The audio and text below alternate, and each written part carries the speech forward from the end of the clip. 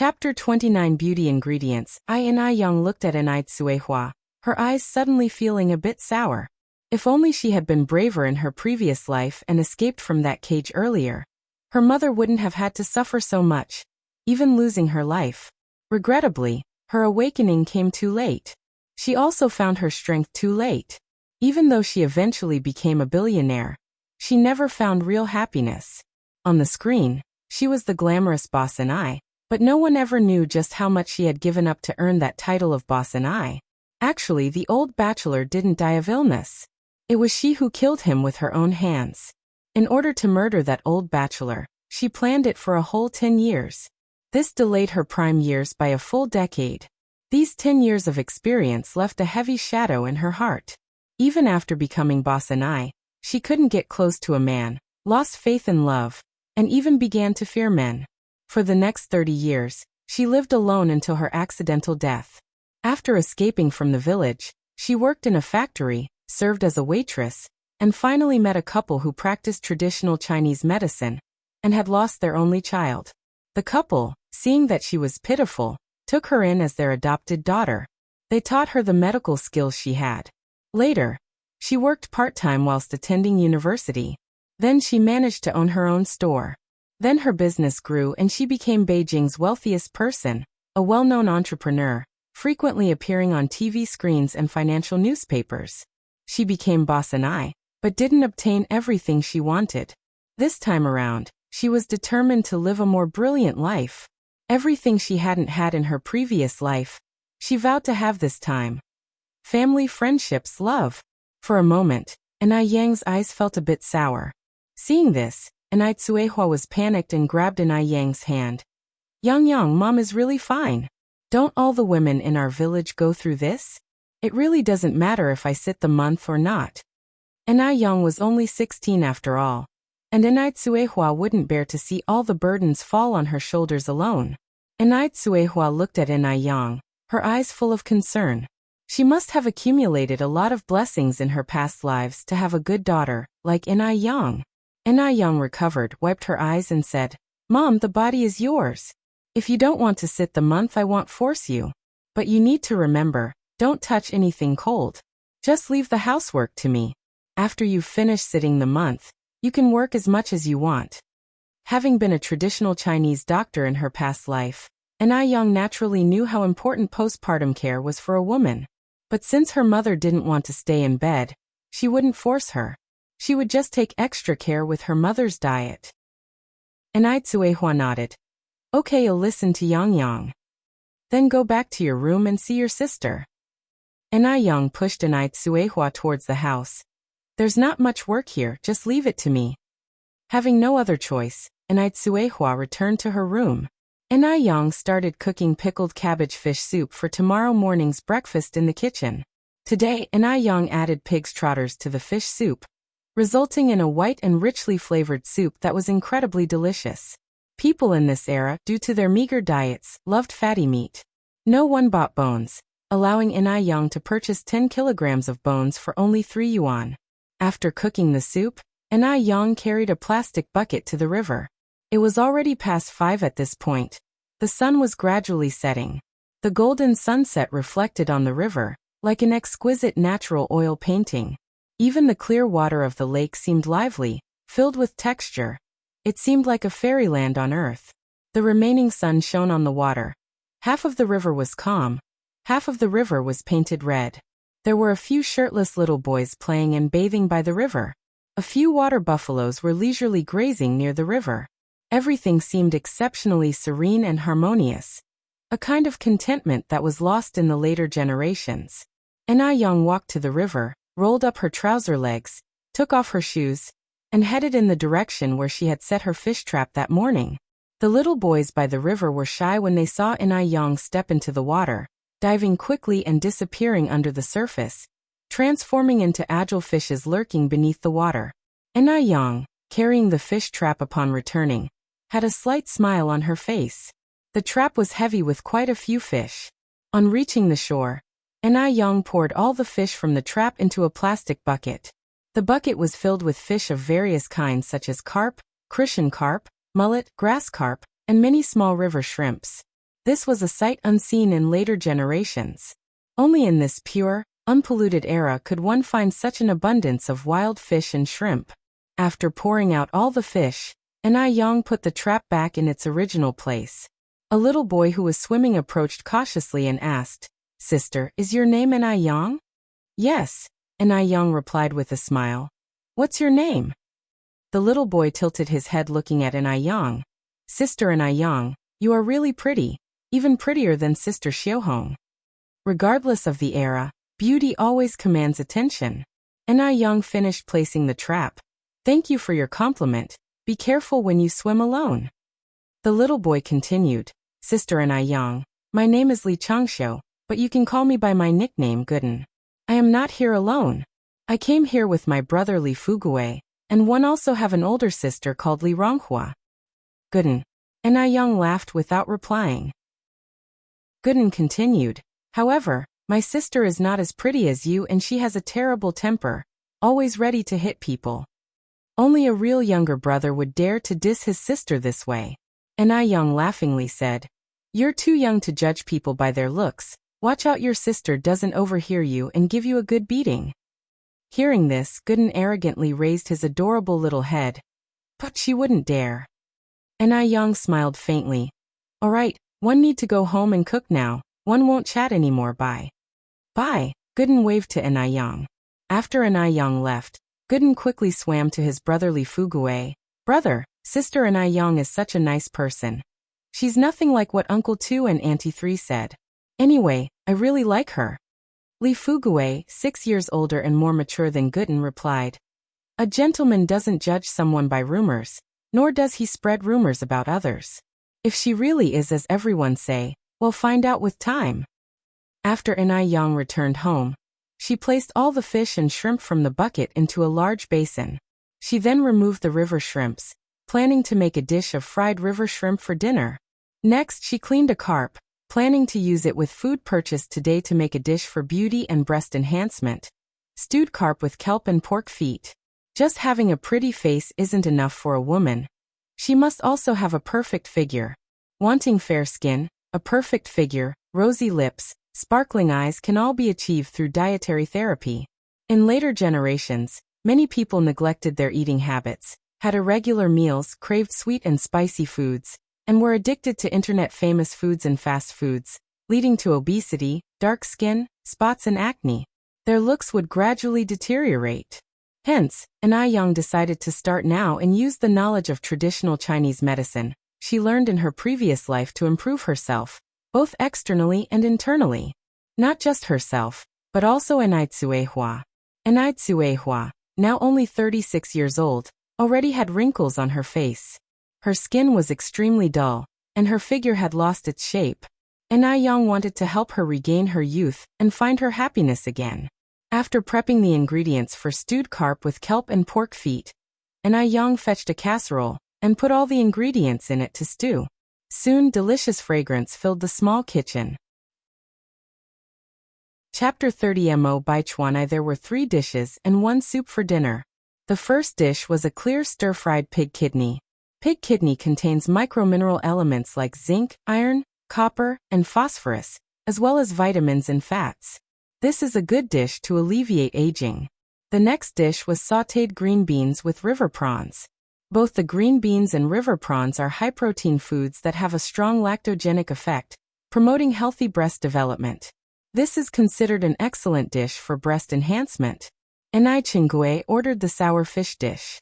Aside from tasting good, sour fish had no other effects. Finally, there was a dish of stewed carp with kelp and pork feet, another breast enhancement dish. The main dish was chive porridge. As recorded in Compendium of Materia Medica, chive's porridge warms up the center and the lower body.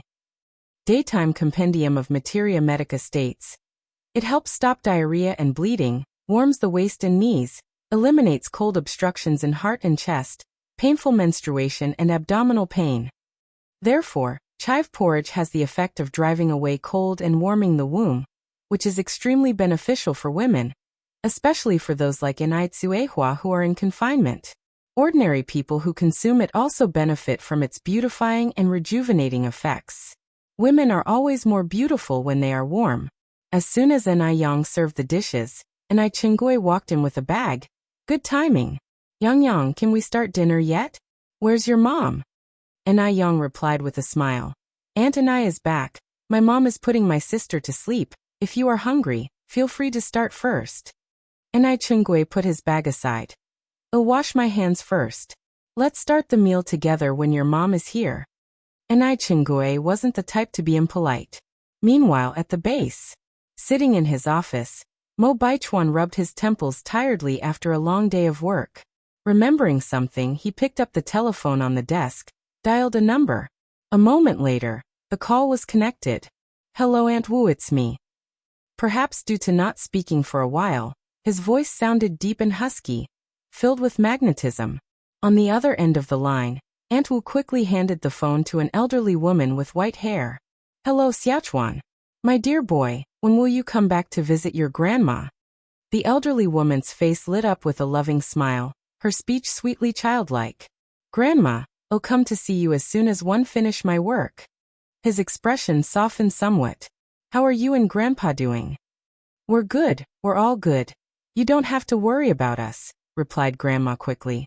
And Xiaodai? Asked Baichuan. How is Xiaodai doing recently? At his words, Grandma's face dimmed slightly. She's still the same. Baichuan rubbed at his forehead, his face a mask of worry. His tone remained steady, however, comforting. Grandma, don't worry about Xiaodai. Good people have a way of pulling through. Our medical technology is very advanced now. If worst comes to worst, we can go to the USA or the UK. Xiaodai will surely get better one day. Grandma responded. A few days ago, one heard from your Uncle Li that there is a renowned doctor in Jiangnan who is a descendant of Hua Tuo and is skilled in treating complex diseases. Grandpa has already sent for him, hoping he can cure Xiaodai's illness. If he's as good as they say he is, I'm sure he'll definitely be able to cure Xiaodai, Baichuan replied. Grandma, has any stranger visited our house lately? Possibly carrying a watch of mine? No, replied Grandma, frowning slightly. I've been at home all these days and haven't seen any strangers. Did you lose your watch? No. Are you sure? Baichuan's brows knitted together in confusion. Never mind then, Grandma. If you do see anyone, remember to call and let me know. All right. Mrs. Mo nodded, a flicker of doubt in her eyes. Mo Baichuan hung up the phone, stood up, and walked to the balcony. He gazed at the stars in the sky as if lost in thought. His exquisite peach blossom eyes, deep as the darkest night, seemed to blend seamlessly with the dazzling trail of stars. He was wearing a military green shirt. The second button was undone, revealing his beautifully curved collarbone and the appealing knot of his throat. Above that was his distinct jawline, sharply defined facial features, and smooth skin that seemed carved to perfection. A strong aura emanated from him. Just standing there casually, he made it impossible for others to reach him or dare to approach. He was thinking about Enai Yang. By his count, Enai Yang had been in Beijing for 5 or 6 days now. Why hadn't she come to see him at Mo family? What kind of person was Enai Yang really? Mo Baichuan had seen countless people in his life, but Enai Yang was the only person he could not figure out. Though she was just a 16-year-old girl, his instincts told him she was not as simple as she appeared. Ordinary girls her age didn't have her kind of courage and determination. Mo Baichuan's brow furrowed as the realization dawned on him that he was becoming increasingly infatuated with the girl. This was not a good sign. He slowly pulled a pack of cigarettes from his pocket. With a clink, a chain of ghostly blue flame leaped up from the silver lighter. Mo Baichuan held the cigarette in the corner of his mouth and took a deep drag. The fresh taste of tobacco hit the back of his throat, instantly sobering him. He stared at the starry night sky, with an indescribable look in his eyes. In between inhaling and exhaling smoke, he had a sexy charm about him. No matter where such a man went, he would always be the center of attention. Li Xianxian was coming from afar. She couldn't help but decrease her pace and stood stupefied, looking at Mo Baichuan's silhouette profile, her gaze almost fanatical. She had never seen a man who looked so attractive, even while smoking. From any angle, he was flawless. If she had to describe him in 4 words, it would be refined and profound. Li Xianxian took a deep breath, hid the fanaticism deep in her eyes, and casually walked up to Mo Baichuan. Speaking in a gentle tone, she said, "Mr. Mo, the young girl you asked me to look up, she's married. If you intend to meet her, it might be a bit inconvenient." At this moment, Li Xianxian still didn't know that Mu Yang had changed her name to Enai Yang and had left Dam Village for Beijing. Married? Mo Baichuan squinted slightly. When was this? Just a few days ago, Li Xianxian softly explained. This is often how it is in rural areas. People marry off young because of poverty. One also heard that the girl married quite well. The man may be a bit older, but he has land, a house, and money. She won't have to worry about food and clothing for the rest of her life. This statement implied that Enai Yang had not married a man, but had married money, because at this time, the freedom of marriage was in vogue, and even families couldn't force someone to marry against their will. Thinking of the watch that Enai Yang had swindled from him, a cold light flashed in Mo Baichuan's eyes. He must have been out of his mind to fall for someone like that. Noticing Mo Baichuan's change of expression, a fleeting look of satisfaction flashed in Li Xianxian's eyes. "Mr. Mo, even though it's summer, the nights can still be chilly. You should go inside and rest," Li Xianxian continued to say. Mo Baichuan flicked away the ash from his cigarette. His thin lips parted to issue a dismissal. "You may go first." Li Xianxian remained where she stood, understandingly said, "Mr. Mo, one noticed there are some clothes in your room that need washing. I have some laundry to do too, so we'll take them and wash them with mine." Despite the interrogative nature of her phrasing, she spoke in a declarative tone. Chapter 31 Rare Disease. This era wasn't as liberal as the ones to come. However, for a woman to spontaneously offer to wash a man's clothing, the innuendo is evident. Moreover, Mo Baichuan was known for his aloof demeanor. Though the popular phrase aloof wasn't prevalent yet in that time, most would describe a man like Mo Baichuan as solitary and proud. Mo Baichuan always kept to himself, never letting any woman get too close, yet Li Xianxian felt she was an exception. Being the only female assistant by Mo Baichuan's side, she was the object of envy amongst all employees. Besides, she has a lot to be proud of. She was young, beautiful, intelligent, knew how to watch her step and when to advance or retreat. She stood out from the crowd, and she was personally chosen by the Mo family. Although they never explicitly said so, Li Xianxian saw herself as the future matriarch of the Mo family and the prospective wife of Mo Baichuan. Furthermore, she was confident that Mo Baichuan held affections for her as well. It was just that societal norms made it unseemly for him to express his feelings. Since Mo Baichuan was too shy to voice his feelings, she felt she had to make the first move. Frowning coolly, Mo Baichuan declined. "No need, you may return." He was only 26, still in his prime. But his family was in a hurry, fearing that he'd end up as a bachelor. Li Xianxian was foisted upon him by his father and grandfather under the guise of work. Outside of work, he never gave Li Xianxian any inappropriate signals. The perfect partner in his mind didn't have to be the prettiest, but certainly had to be the one he loved. This brought to mind the word love. The face that emerged in his mind was distinctively fun yet gorgeous. Such a young girl already possessed qualities that could make men lose their senses. Unfortunately, she was already taken by an unknown older man. Reflecting on this, Mo Baichuan quickly shook himself out of his reverie. What was he doing, thinking of that young girl out of the blue?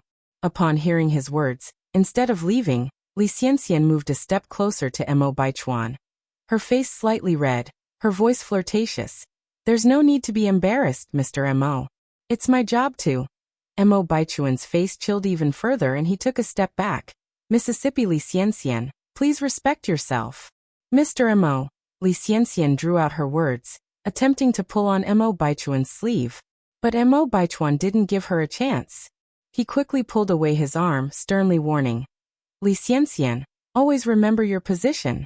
Should you overstep any boundaries, report to the logistics department tomorrow." Li Xianxian was recommended by his father and grandfather. If he sent her to logistics, it would be a slap to their faces, questioning their ability to judge character. Thus, Mo Baichuan couldn't make such a move yet. Upon hearing this, Li Xianxian looked at him in disbelief. How can this be? She thought she had seen a hint of disgust in Mo Baichuan's eyes. Mo Baichuan clearly liked her too. Could it be her imagination? However, this was the office after all, a very serious place. It probably wouldn't be suitable for Mo Baichuan, a man in a position of power, to openly express his feelings here. Therefore, Mo Baichuan must repress his feelings because he had to maintain his dignity. Thinking along these lines, Li Xianxian started to feel better. Looking at Mo Baichuan, she sincerely said, Mr. Mo, I understand my mistake. There won't be a next time. Over here. The Mo family. Old Lady Mo, filled with sorrow, was sitting in a very warmly decorated bedroom, where the air was thick with the smell of medicine. On the pink princess bed lay a young girl, barely 13 or 14. The girl's face was as white as snow, with her lips becoming paper white. Looking at Old Lady Mo, she comforted wisely, Granny, don't worry, I don't feel any pain, really no pain. Despite her words of no pain, her voice was incredibly weak and feeble. Due to bedridden years, her body barely had any weight. Upon hearing this, Old Lady Mo fought back her tears and smiled. Don't worry. Granny is not worried at all. Our Xiaodai will recover soon. This little sickness is nothing. MHM. Mo Hudi nodded. I will definitely get better. Although Mo Hudi was not very old, her mind was extremely mature. She knew that her days were numbered. In fact, it might be better to die quickly than to live. Every minute she lived now was filled with tormenting pain. It was unbearable. Yet, to prevent Granny from worrying, she never admitted the pain. The departure of her mother had already dealt a severe blow to Granny. She could not cause her grandmother to endure the pain of losing a loved one again. Therefore, she had been actively cooperating with the treatments, not letting go of any chance to survive. It had been 5 years, lying in bed. She really tried hard to survive. But now, she really couldn't hold on any longer. With the help of sleeping pills, Mo Hudi fell into an uneasy sleep. Even in her dreams, her brows frowned tightly. One could only imagine the bone-crushing pain she was enduring. At this moment, Old Lady Mo finally could not control her emotions and started to cry softly. Her daughter had already left. No matter what, she had to keep hold of the only bloodline left in the world by her daughter.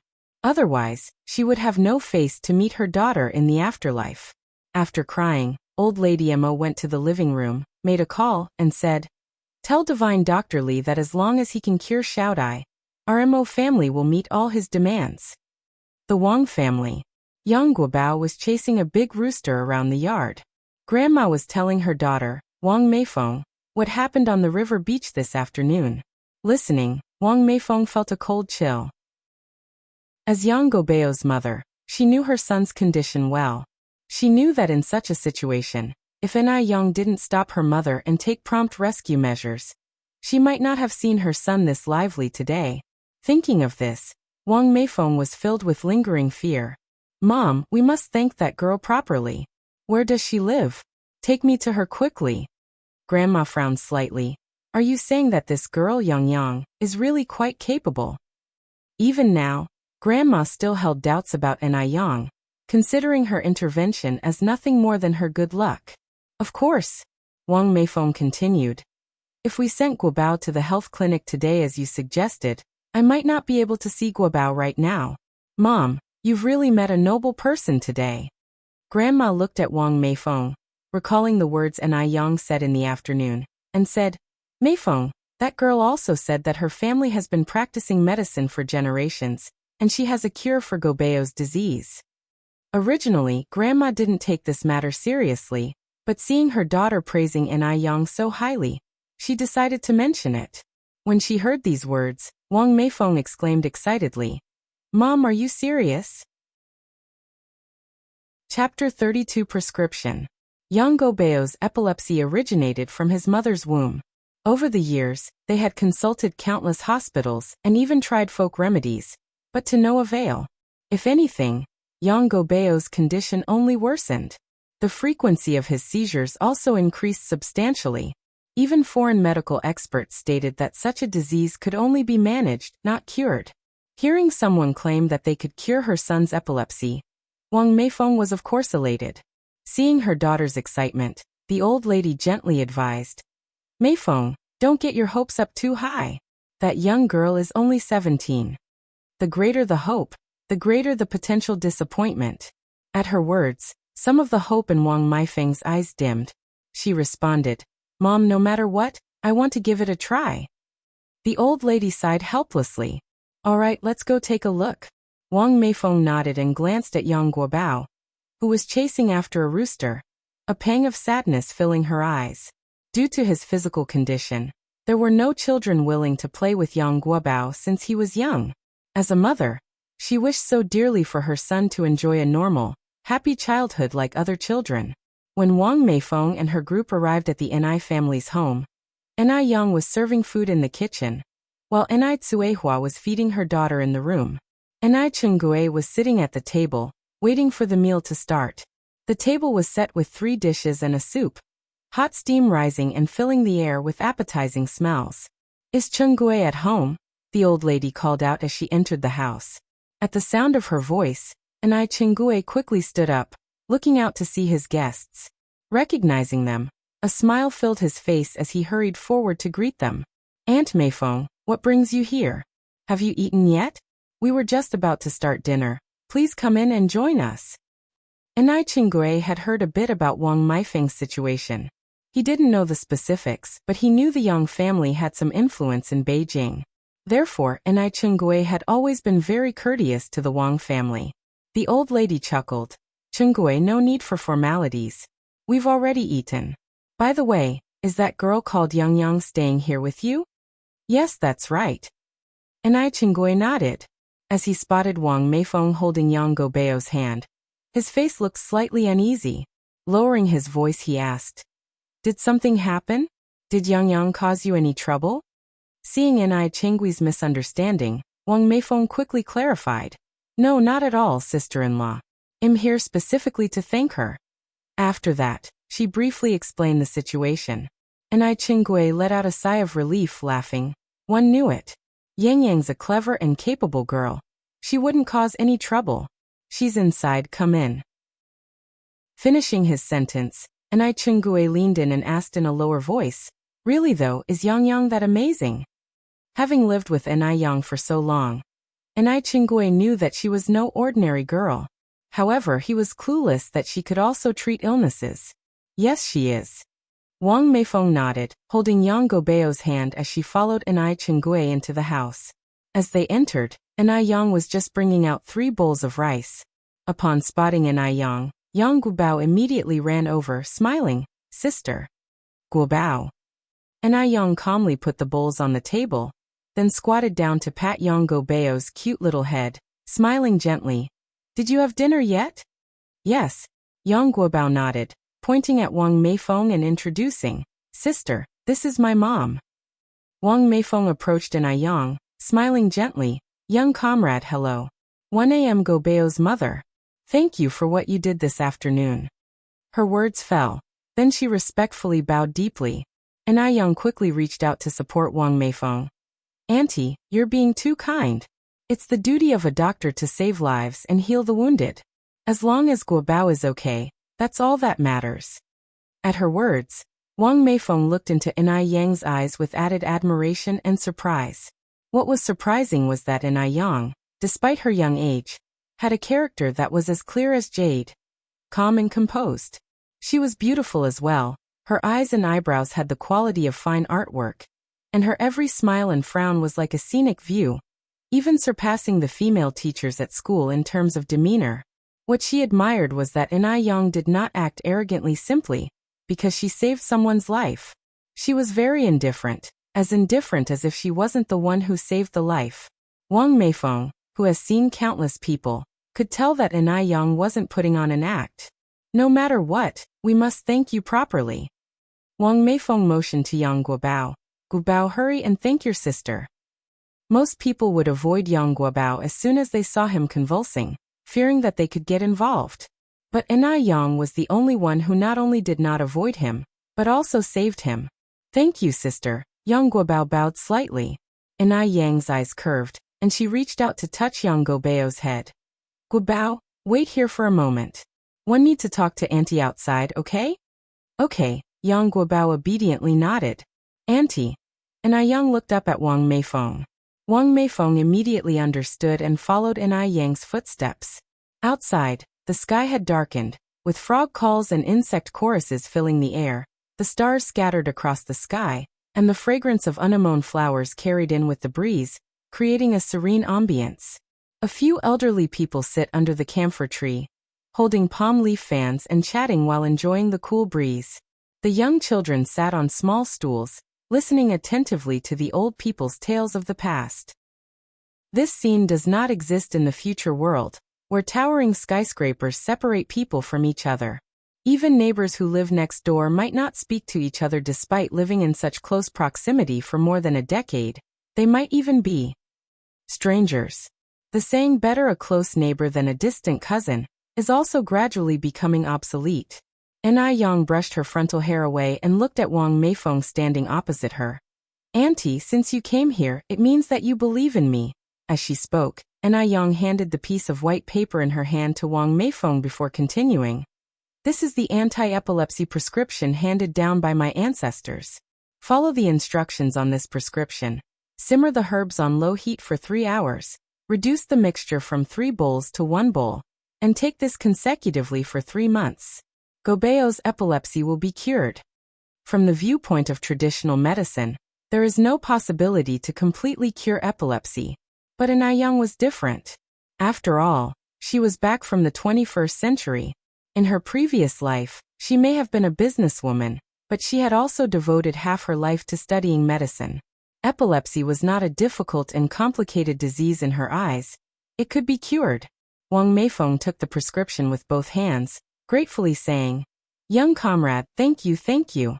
At this moment, Wang Meifeng was so moved that she didn't know what else to say. Although she did not know if this prescription would be effective for her son's illness. But at least Yang had given her a glimmer of hope. As long as there was even a slightest chance, she would not give up. All the doctors could only shake their heads helplessly when faced with Yang Gobeo's illness. Only Yang claimed that it could be cured. Don't thank me yet. Yang smiled slightly before continuing. Wait until Gobeo is cured. Then it won't be too late to bring him to thank me. But you must accept this money. Wang Meifeng stuffed the prepared money into Yang's hand. She was in a hurry and hadn't brought any gifts. Moreover, in this era, there was nothing more practical than giving money as a Chapter 33 Long-Term Development. Wang Meifeng handed over the money, which Yang couldn't refuse, so she accepted it. Aunt, then I want stand on ceremony with you. There's no need for ceremony, young comrade. This money is what you deserve, Wang Meifeng said with a smile. For her, her son's life was more important than anything else.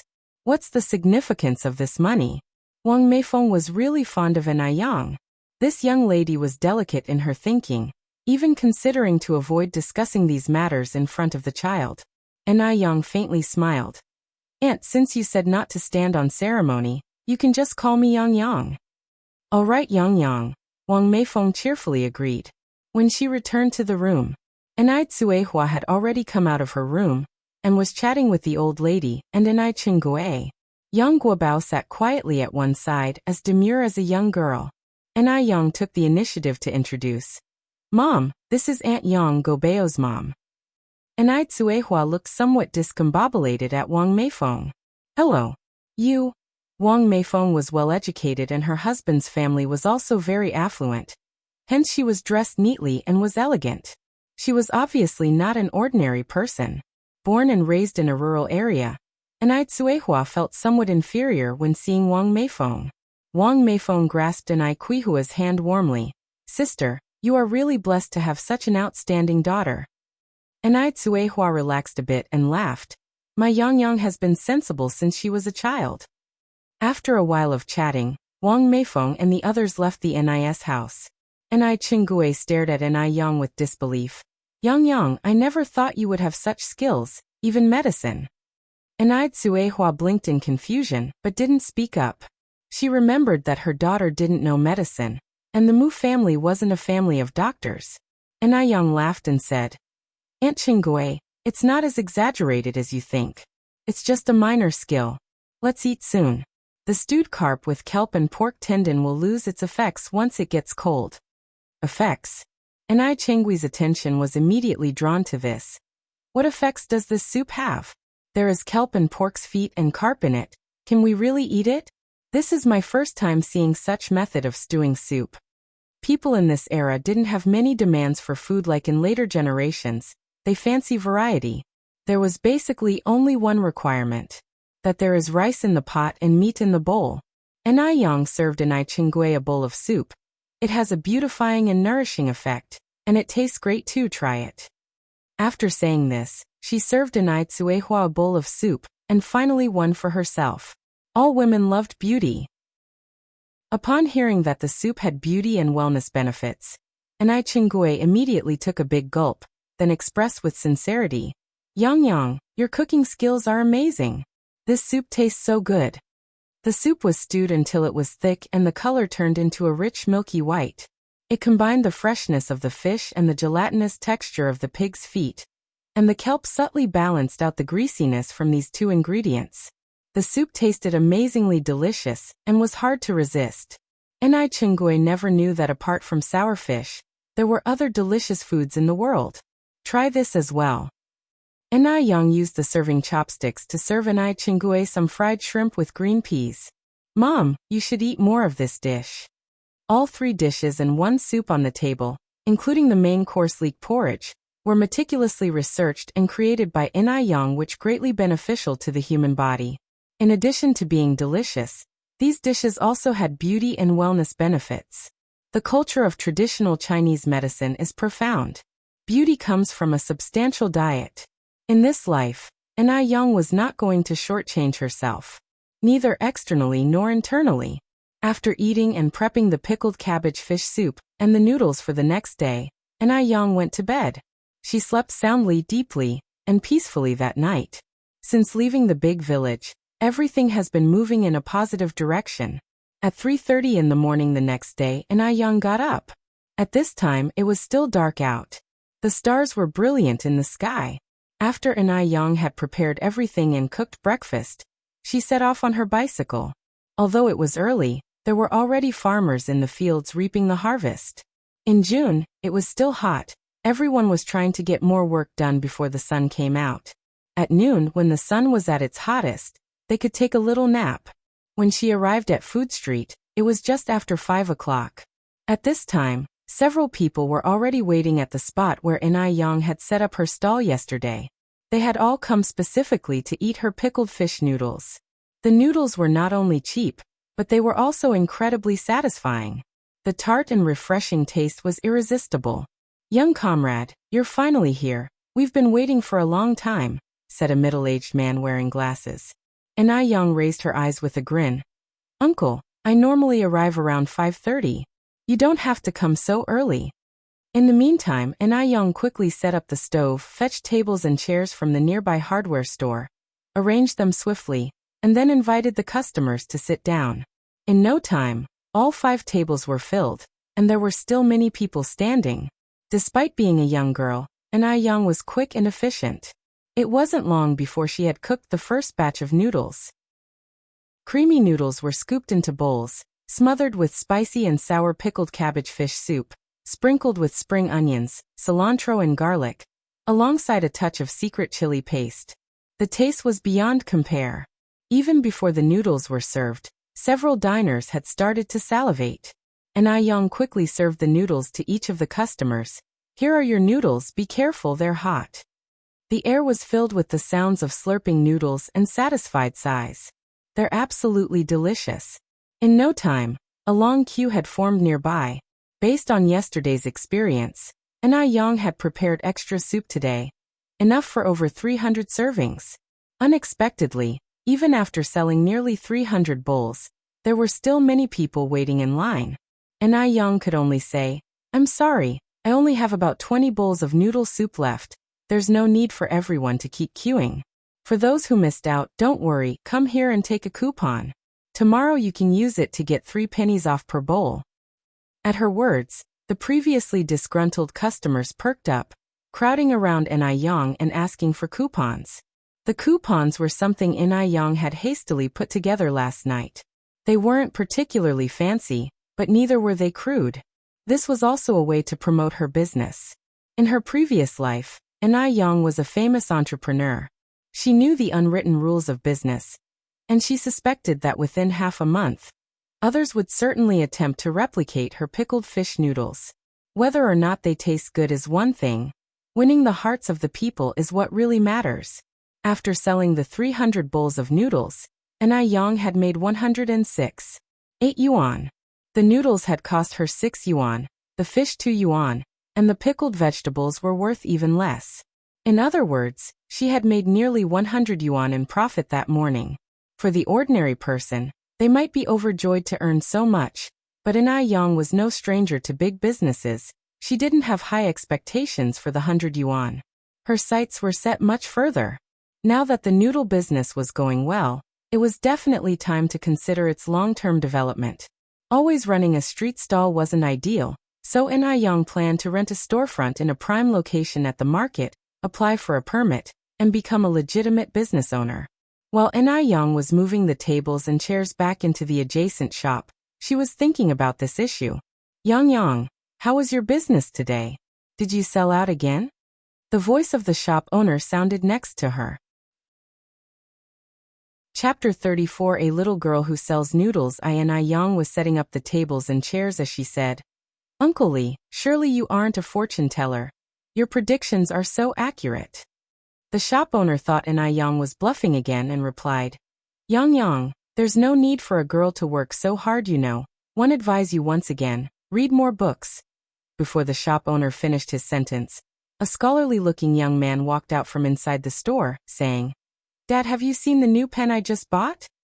Only after he finished speaking, the young man noticed Enai Yang, arranging the chairs and tables.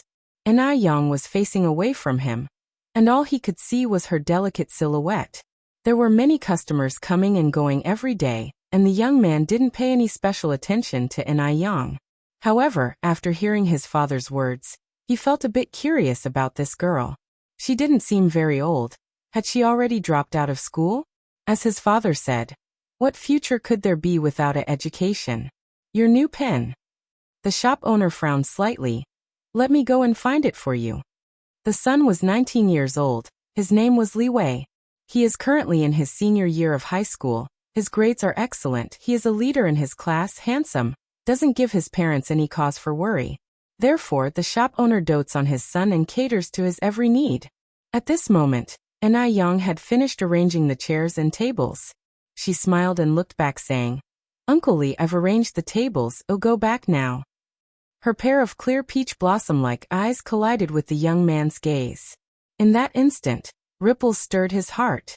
Li Wei didn't expect that the ordinary dressed girl in front of him would in fact have such an astounding beauty. She was truly a beauty that could overturn a nation. He had never seen someone so beautiful. Beauty is admired no matter what era it exists in. As Li Wei gazed at her, he was in a stunned silence for a moment before he managed to regain his composure. By this time, Enai Yang had already ridden away on her bicycle. Dad, who was that just now? The young man walked into the house and asked. The shop owner, Li Dongliang, while busy searching for his beloved son's pen, responded casually, Oh, she's just a little girl who sells noodles. I believe her name is Enai Yang. The little girl is young but quite vain. Xiao Wei, we must be down to earth in life, study hard, and secure a good future. Unlike that girl, Enai Yang, who has thrown herself into society at such a young age, can't even read properly. Who knows what will become of her in the future? Her family should have guided her better. It's a pity to let such a good seedling go to waste. Li Dongliang's voice was full of regret. Li Wei frowned slightly, a flicker of doubt in his eyes. He thought that Enai Yang seemed to be a person with a story, not as despicable as his father had described. Enai Yang. Although he didn't know which characters made up her name, he instinctively imagined the character Enai from the phrase King Mingshan Nise, and Yen from Fu Yen Niao Niao. Li Wei wanted to say more, but just then Li Dongliang found the silver hero pen in a corner. Xiao Wei, I found your pen, now go to school quickly. Li Dongliang handed the pen to Li Wei. At this time, a hero pen cost 20 yuan. With 20 yuan, you could buy almost 10 pounds of pork. Ordinary families wouldn't dare to make such a purchase, which showed how much Li Wei was favored at home. He was truly the pride of his parents. Upon receiving the pen, Li Wei suppressed his curiosity, put on his school bag, glanced at the neatly arranged tables and chairs and said, "Then I'm off to school." "Go ahead," Li Dongliang smiled with satisfaction. "I'll pick you up after your night classes." "All right, goodbye, Dad," Li Wei nodded. Just as Li Wei stepped out of the shop, a woman rushed out from behind him. "Xiao Wei, wait. You forgot your milk." "Thanks, Mom." Li Wei smiled as he took the bottle of milk.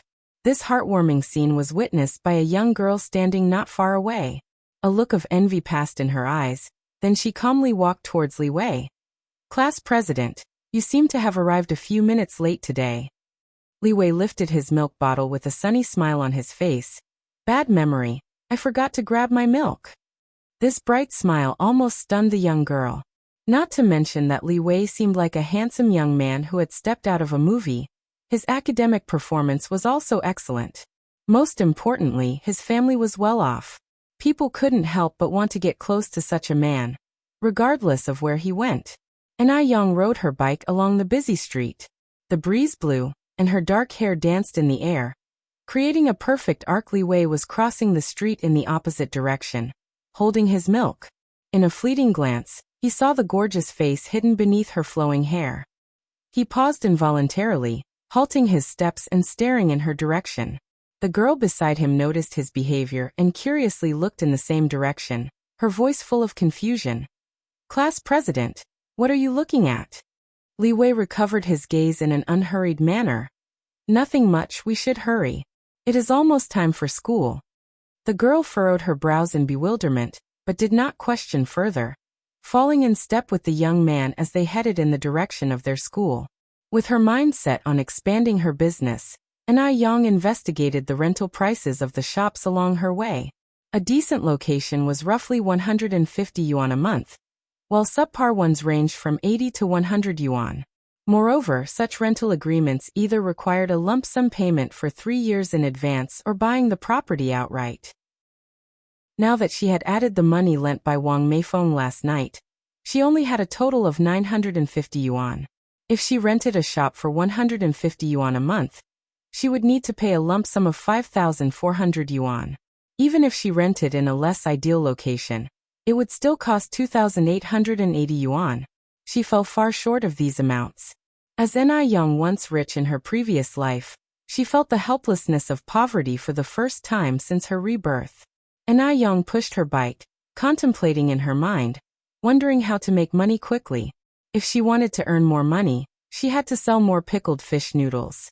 Although her pickled vegetable noodles were tasty and business was good, there would soon be imitators.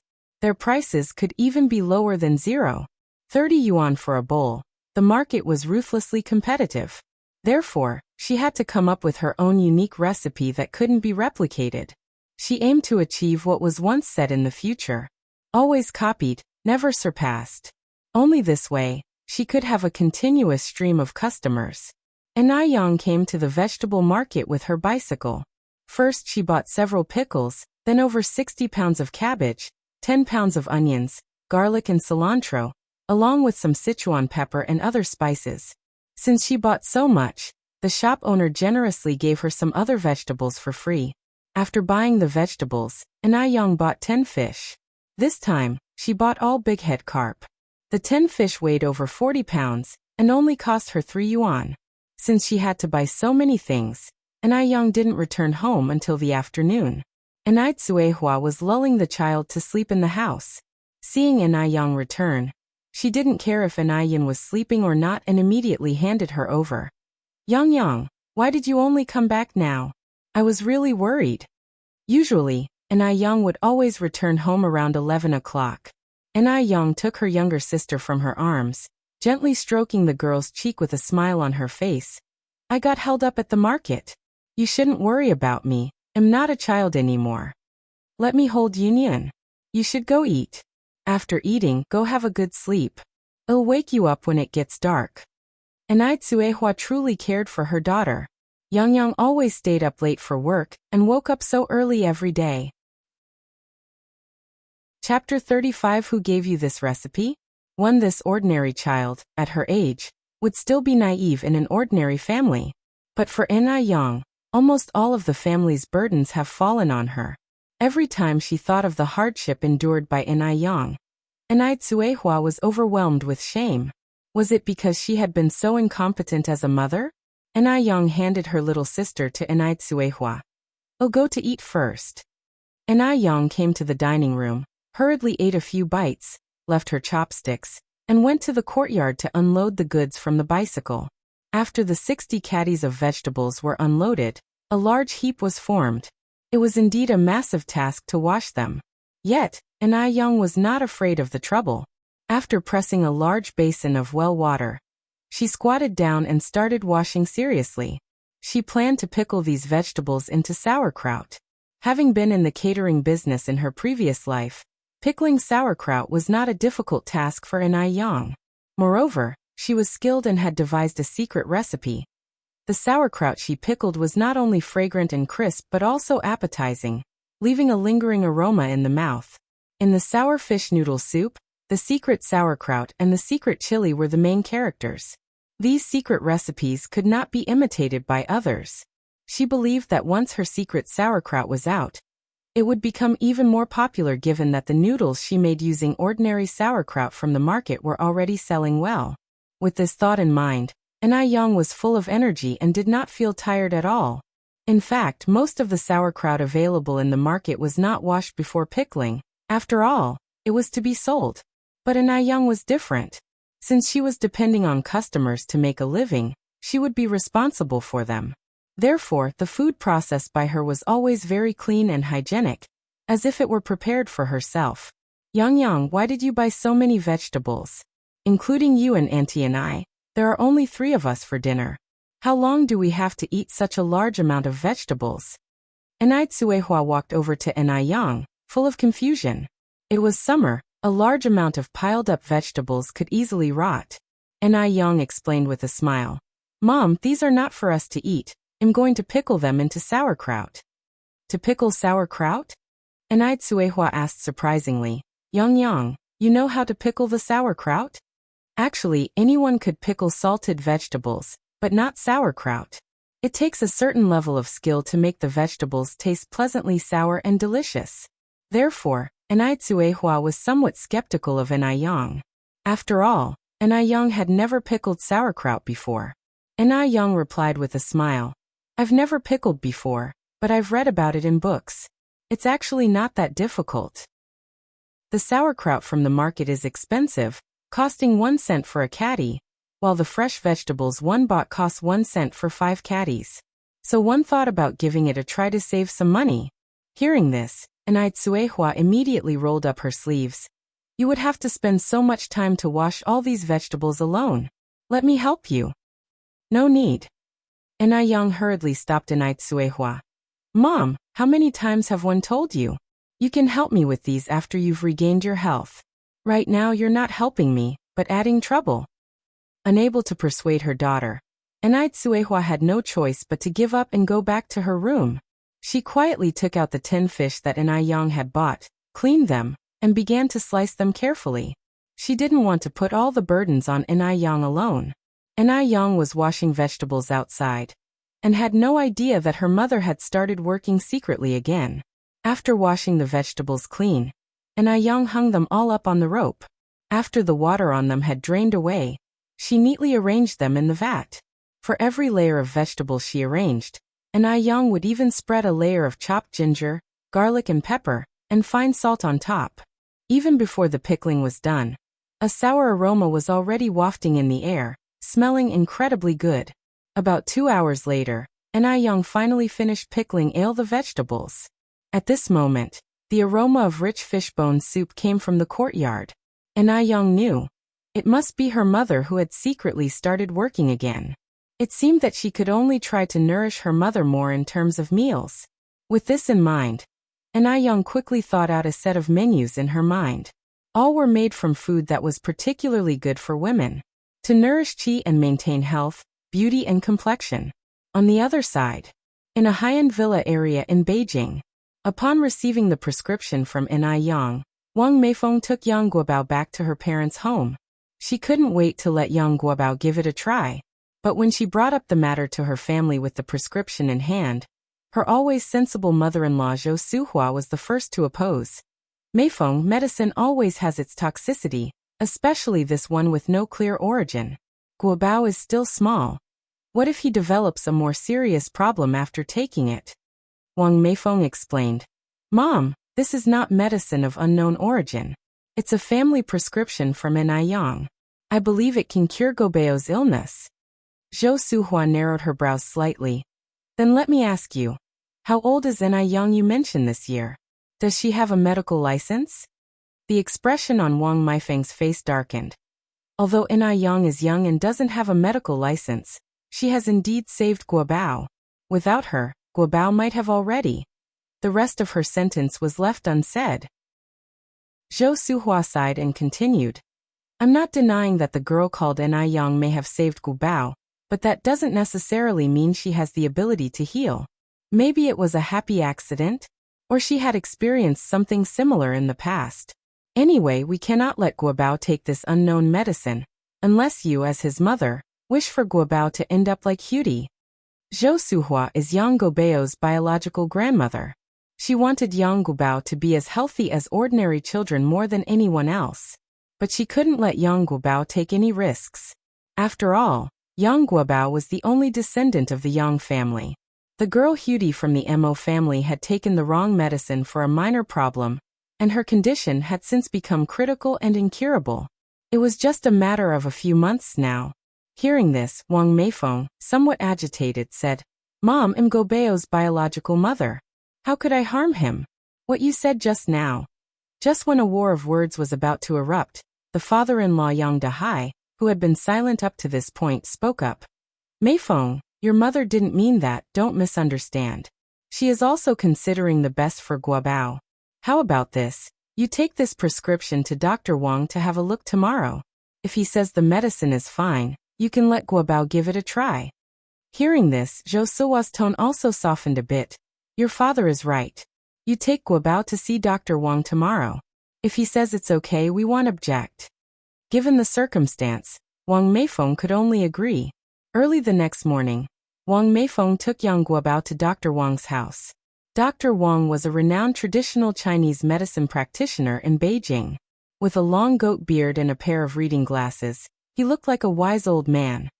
After examining the prescription in Wang Meifeng's hand for a moment, he slowly asked, Who gave you this prescription?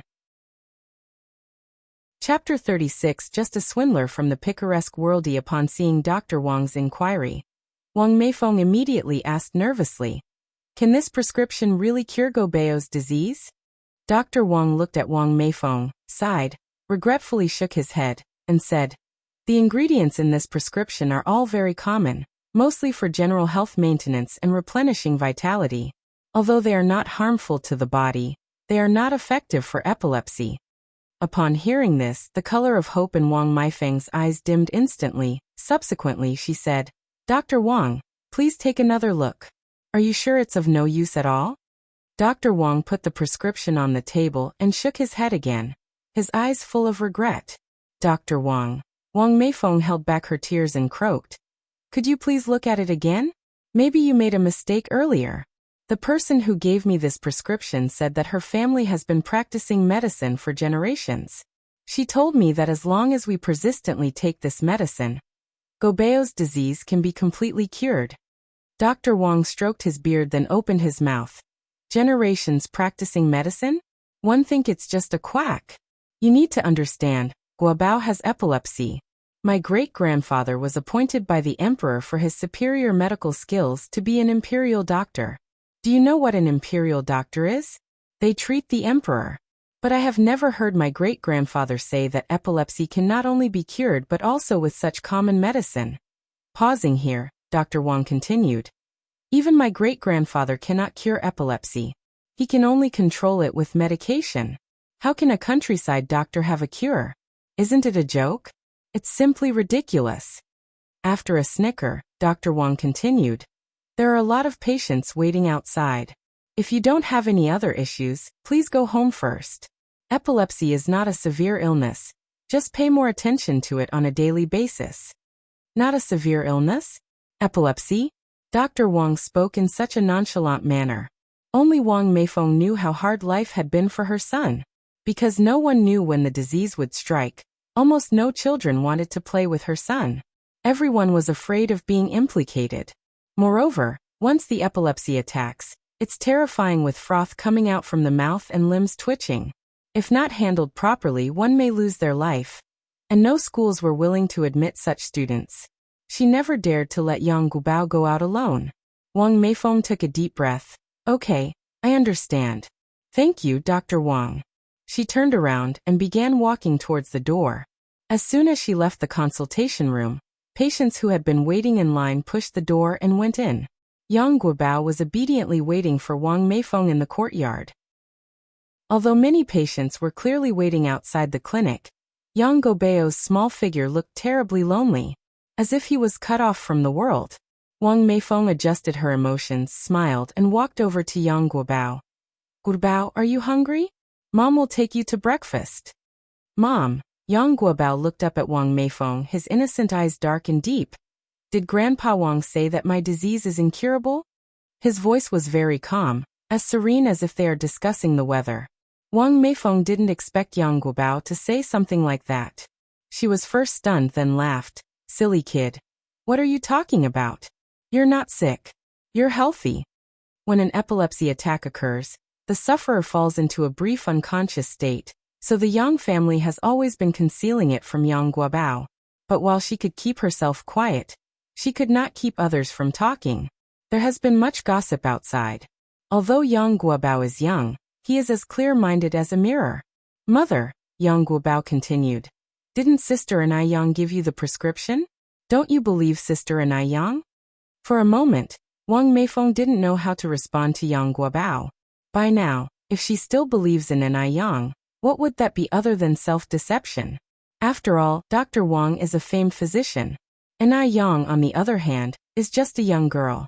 Guobao. Wang Meifeng squatted down, supporting Yang Guobao's shoulder, gazing at him and saying gently, it's not that Mom does not believe in Sister Anai Yang, but Sister Anai Yang's prescription is of no use to you.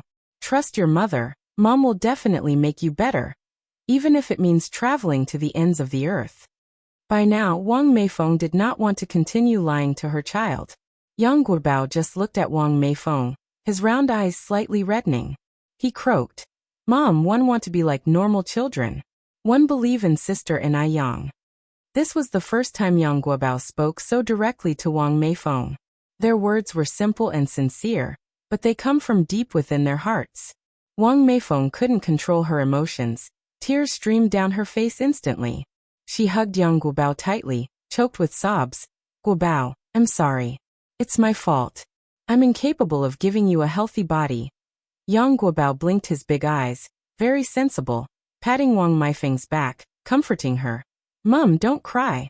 I'm fine. We should trust Sister Anai Yang once again. I'm not afraid of taking medicine, nor am I afraid of bitterness. One will be obedient in the future. He was afraid of nothing, except loneliness and solitude. He yearned for freedom. He yearned even more to be like other children, to play freely and make a group of close friends. Wang Meifeng felt like her heart was about to break. She couldn't bear to object Yang Guobao. She quickly nodded. All right. We will trust Sister Anai Yang once again. 111 take you to medicine store now. Dr. Wang said that this medicine didn't have any harm, but instead had nourishing health effects. If her son trusted Anai Yang to this extent, then she couldn't put out the faint light in his eyes. Thank you, Mum. Yang Guobao smiled happily. He believed that Sister Anai Yang would definitely be able to cure his disease. Even if she couldn't, it wouldn't matter. After all, as the saying goes, gold has impurities, no man is perfect. No matter what, he couldn't bear to let Sister Anai Yang's efforts go in vain. Wang Meifeng took Yang Guobao to the traditional Chinese medicine store to get the medicines. She got the medicine for 3 months directly, 3 big bags in total, which cost them less than 50 yuan. No wonder Dr. Wang said these medicines were too common. Just taking Yang Guobao to the hospital for a checkup costs more than 100 yuan. How could medicine that costs less than 50 yuan possibly cure epilepsy? Wang Meifeng sighed deeply. Once they returned home, she didn't reveal the truth of the matter to her in-laws and her husband. Instead, she lied and explained that Dr. Wang had approved of the prescription. If her in-laws knew that these medicines had no effect, they would definitely prevent Yang Guobao from taking them. For now, she had to conceal the truth. Meifeng, if Guobao's health improves in 3 months, we must thank Comrade and Yang properly, said Zhou Suhua, her face beaming with a smile. Wang Meifeng's face didn't express much emotion. As she simmered the herbal decoction, she just nodded gently. She daren't imagine what Zhou Suhua's reaction of disappointment would be once she found out the truth. However, Yang Guobao was very happy, bouncing around cheerfully and saying, "Grandma, don't worry. Sister and Yang is very amazing. I will definitely get better." Morning market. It was already past 9 o'clock. Usually during this time, Yang would have already closed up shop. However, at this moment, Yang was still busy at her stall. She had prepared 2 large buckets of pickled cabbage fish soup today, more than 500 bowls of noodles in total, 200 bowls more than the day before. All 5 tables were filled, and there were even customers still standing in line waiting. The air was filled with the sour, spicy, and umami flavors of pickled cabbage fish soup, stimulating everyone's appetite. The stall owners nearby, whose businesses were slow, all looked at Yang with envy. The aroma of the pickled cabbage fish was so enticing, and the queue was so long. If it weren't for the fact that they were in the same line of business, they would have wanted to try a bowl for themselves. This young girl, though not old in age, was a formidable businesswoman. Chapter 37 Good wine needs no bush _1 Yang was away for only 5 days, but she has already brought a considerable amount of foot traffic to the morning market. With her good looks and deliciously made pickled vegetable noodles, there were even people who came specifically to try her pickled fish noodles. This validated an old saying, "Good wine needs no bush." Even those who had been doing business for more than a decade were outperformed by the young girl. The more they thought about it, the more ashamed they felt. Look at how she sways her hips. What a flirt. I can't tell if she's here to sell noodles or to sell flesh. A mother and daughter pair selling buns exclaimed indignantly, casting hostile glances in Yang's direction. Selling flesh. This was an insinuation that Yang was using her looks to attract customers. The mother's name was Sun Chuanxiang and her daughter's Zhu Yonghong. Zhu Yonghong watched Yang busily serving customers, feeling a sourness welling up inside her. Yang, who looked even younger than her, was not only attractive but also very business savvy. In just a few days she had taken all their business away. While Yang's stand buzzed like a bustling marketplace, her own sat silent and deserted. Zhu Yonghong was overwhelmed with frustration. Before Yang arrived, their buns were the best-selling, and out of everyone on the street, she was known for her striking features and was affectionately called the dumpling's beauty. Now Yang not only stole her business but also her honor. Noodle beauty will surely emerge soon. Zhu Yonghong thought bitterly. No. She absolutely cannot let this happen. She would not let anyone take what's hers. Sun Chuanxiang looked disdainfully at Yang. This kind of business, which depends on selling flesh, won't last long. We will just wait until she cries. You're right, Zhu Yonghong responded, narrowing her eyes. She added in a soft voice. Who knows if someone will find something filthy in her noodles one day. Hearing the implication in her daughter's words, Sun Chuanxiang looked at Zhu Yonghong in surprise. Hong Hong. Zhu Yonghong folded her arms, smiling. Don't worry, Mum. I know my limits. Zhu Yonghong was a street expert. She knew many bad guys in society through selling buns. If she really wanted to do something, it would be easy peasy. Although this period was marked by a strict crackdown on crime, there were still many who dared to take risks. By the time Yang sold out all of her 500 bowls of noodles, it was already 10:30 in the morning. Even though it was late, there were still many people who hadn't eaten waiting in line. Yang wished she could sell more noodles each day, but she had other things to do. Besides, her body could not handle much more. She was, after all, only 17. Transporting nearly 200 kilograms of soup from the outskirts to the city every day was already the limit of what her physique could manage. Today she sold over 560 bowls of noodles, making a total of 168.3 yuan. If she could sell over 500 bowls a day, then she would make 5,040 yuan a month. After deducting expenses and daily overheads, she could make around 4,800 yuan. With this pace, she could rent a shop space in 2 months.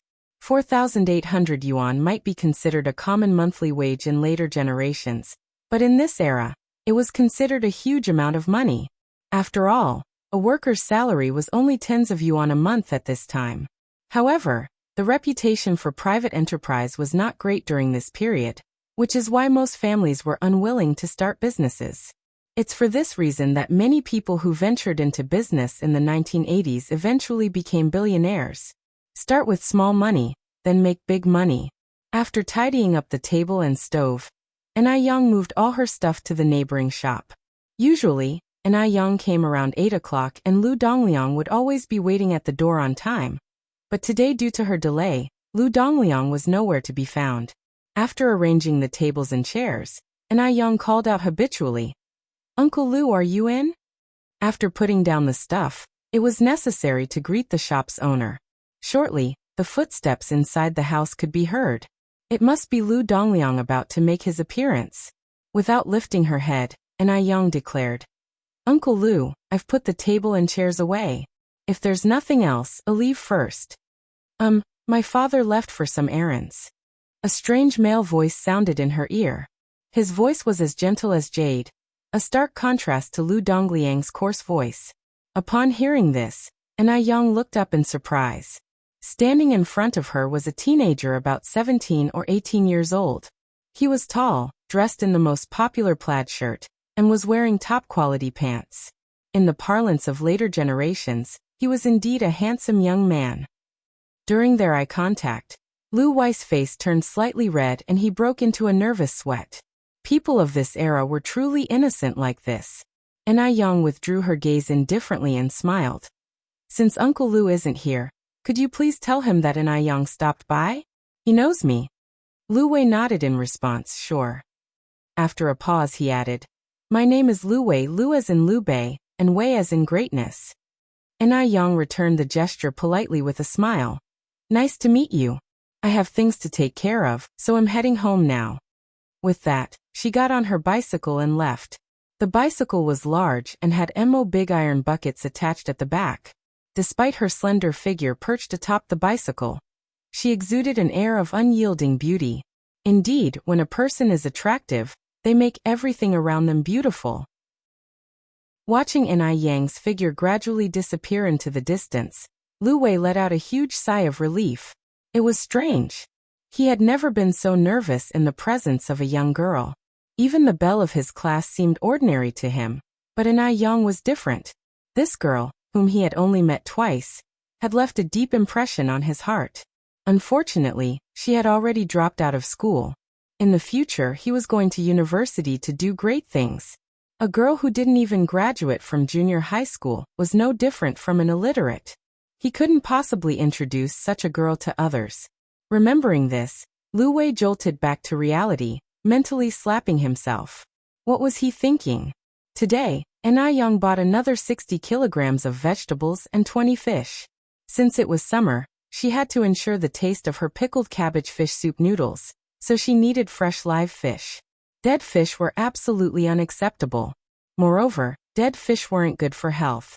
Doing business must be in good conscience. Only then can it last.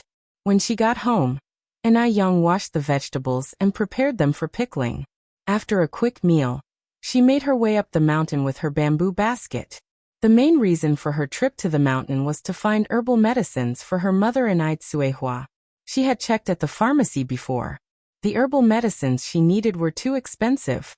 Also, many herbs were not available for private sale, so she had to go up the mountain herself to dig for them.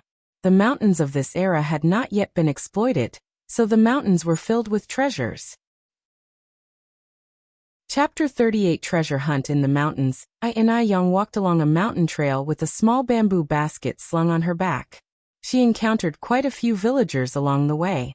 She politely greeted each one of them. She addressed the slightly older ones as uncles and aunts, and the elders as grandpas and grandmas. Who doesn't love a sweet-talking young girl? Especially one who is as pretty as Anai Yang. As soon as Anai Yang was out of sight, the villagers immediately began to gossip. Don't be fooled by her youthful appearance. She's quite capable. I heard she saved Maifeng's child when a ghost took possession. What ghost? I heard it was epilepsy. If Xinjin was half as sensible as her, I'd be content. An angular-faced, short-haired woman with a sarcastic manner chimed in. Of course she's capable. Otherwise, how could she afford a Phoenix brand bicycle? Upon hearing this, everyone else's expression immediately changed. Yes. It was indeed suspicious that a family headed by a widow and her orphan, which didn't even have a labor force, could afford a bicycle. After all, even those of them who had toiled in the fields all year round couldn't afford one. A middle-aged woman with long hair furrowed her brows a little, saying, Wang Jinfang, you can't just make assumptions. Perhaps they earn the money. One heard that young girl wakes up early every morning to sell breakfast in the city. Sell breakfast? Wang Jinfang hinted. Who's to say she's selling breakfast and nothing else? Wang Jinfang was a notorious gossip in the village, and a typical example of one who wants others to be poorer than oneself. If she saw someone living a better life than herself, she would become discontent and immediately resort to sarcasm and curses, wishing ill luck on them. The long-haired woman, who was more reasonable, immediately retorted, Wang Jinfang, we're in front of everyone here, and we should ensure we have evidence before we speak. Anai Yang was too young to have her reputation ruined by Wang Jinfang's. How would she hold her head high in the village in the future? Looking at the long-haired woman, Wang Jinfang spitefully shot back. So you witnessed her selling breakfast in the city? Or are you her business partner? Her last sentence was especially pointed. You. The long-haired woman's face turned red in anger. She coughed and retorted. You're just babbling nonsense. You're just stirring up trouble for no reason. Am stirring up trouble? I think it's you Zhou Qingshang who is feeling guilty. Wang Jinfang widened her eyes, looking very fierce. Zhou Qingshang didn't even know Anai Yang. She must have seen her buying the bicycle and wanted to ingratiate herself, so she stood up for her. Otherwise, why would she be so kind-hearted? Hypocritical. Shameless. Ahem, am feeling guilty? Ahem. Wang Jinfang. You tell me now, for what reason should I feel guilty? Seeing that the argument was escalating, someone immediately stepped in to mediate. Enough is enough already. Let's not quibble over an outsider. Since Zhou Qingshang, who was educated and also felt a bit under the weather, was coughing all the time, she didn't want to argue further with Wang Jinfang. She picked up her hoe and headed towards the field. How can you reason with such a person? In the mountains, Anai Yang, with her basket on her back, was venturing among the rocks on the mountainous trail, finding many wild medicinal herbs along the way, such as angelica, lingji, astragalus, buplurum, and more. At this time, Western medicine was emerging, and traditional Chinese medicine was gradually being forgotten, so the mountains were rich in resources. Anai Yang even discovered a wild ginseng plant that was 100 years old, judging by its 7 leaves. Ginseng is renowned as the king of all herbs and is famed for its abilities to calm the mind, stabilize the soul, reduce palpitations, dispel evil, clarify vision, uplift mood, and stimulate the mind. It is particularly suitable for women recovering from childbirth and suffering from deficiency of vital energy. Anai Yin was overjoyed and took a spade, carefully digging around the base of the ginseng plant, terrified she might break even a single root hair. A moment later, an entire ginseng plant had been unearthed. Although it was wild, the quality of this ginseng was exceptionally good and quite large. At the pharmacy, you couldn't buy such a ginseng for less than several hundred yuan. Anai Yin placed the ginseng in her bamboo basket and continued to wander through the forest. If there was one ginseng in this forest, there had to be more than just one. Sure enough, before long, Anai Yin found a second ginseng plant nearby. However, this one wasn't a 7-year-old plant, but a younger ginseng of 3 to 5 years. Even though it was not an older plant, The effectiveness of this young ginseng still exceeded the ones sold in the pharmacy. Having dug out the second ginseng, Yin was unable to find a third. Ginseng is a plant that one stumbles upon rather than actively seeks. Yin didn't persist in looking for more ginseng, but started to dig up some other herbs. During this process, she also discovered a cluster of aloe vera plants. Aloe vera is a valuable asset. It not only enhances beauty but also serves as traditional medicine and can reduce inflammation, detoxify, dissipate blood stasis, and kill parasites. It treats ocular inflammation, constipation, leukorrhea, hematuria, childhood epilepsy, retained phlegm, burns and scalds, hemorrhoids, scabies, abscesses, bruises and injuries, and many more ailments. Yin picked up her spade, dug up a few aloe vera plants and put them in her basket. She planned to plant them in front her home when she returned. After finishing all these tasks, Yin slung her bamboo basket over her back and started descending the mountain. The lush vegetation and the mountain breezes refreshed her spirit and soothed her mood. As Yin walked, she started to hum a little tune, filled with happiness. Just then, Yin perceived a slight movement and immediately froze in her steps, looking towards a bush nearby. There was a grinding, gurgling noise coming from the bush. Something was in that bush. Having realized this, Yin stepped towards the bush, and with a swift motion of her hand, parted the foliage. There, hidden within the bushes, were 7 or 8 gray baby bunnies. No bigger than the size of a palm, the bunnies looked at Yin, issuing sibilant warning sounds from their mouths. Such adorable bunnies. They'd undoubtedly be more adorable when they grew up, and their meat would be delicious. Yin could almost see roasted rabbit, stewed rabbit, braised rabbit, spicy rabbit, and other delectable dishes waving at her. Yin counted. There were 9 bunnies altogether. She took 8 out and put them in her basket, leaving one for the mother rabbit. Looking at the spoils of her venture in the bamboo basket, Yin's lips curled in satisfaction. Today's harvest was excellent. The sun was setting, and Yin shouldered her bamboo basket, making her way home swiftly. At this time, a middle-aged woman with long hair walked towards Yin, constantly breaking into fits of coughing. The woman was none other than Zhou Qingshang, who had spoken up for Yin in the afternoon. Although unaware of the incident in the afternoon, Yin courteously greeted her. "Hello, Auntie Wang." Zhou Qingshang laughed. "Oh, it's you, Yang. Have you just come down from the mountain?" She burst into a fit of coughing before she could finish, her eyes red from the intensity. People suffering from flu get worse at the beginning and the end of the day. Yin nodded. "I have picked some herbs from the mountain. Auntie Wang, have you caught a cold? Have you been to the hospital?" Zhou Qingshang dismissed it casually. "It's just a minor cold. 111 be fine in a few days." Villagers usually react this way because they are keen to save money. They endure both major and minor illnesses on their own, only opting for a hospital visit when absolutely necessary. Many have even turned minor illnesses into major ones, eventually leading to fatalities. A cold is not a trivial matter. If the cold virus enters the bloodstream, it can lead to complications such as pneumonia and hypoxia. Yin cautioned while taking a few plants that appeared similar to a bamboo leaf from the basket, and handed them to Zhou Qingshang. She continued, "Auntie Wang, this is a medicinal herb called buplurum. After you go home, strip off the leaves and twigs, clean the roots and stems thoroughly, and then boil them to drink. Within 3 days, your cold will be gone." According to the Compendium of Materia Medica, buplurum is bitter and sweet.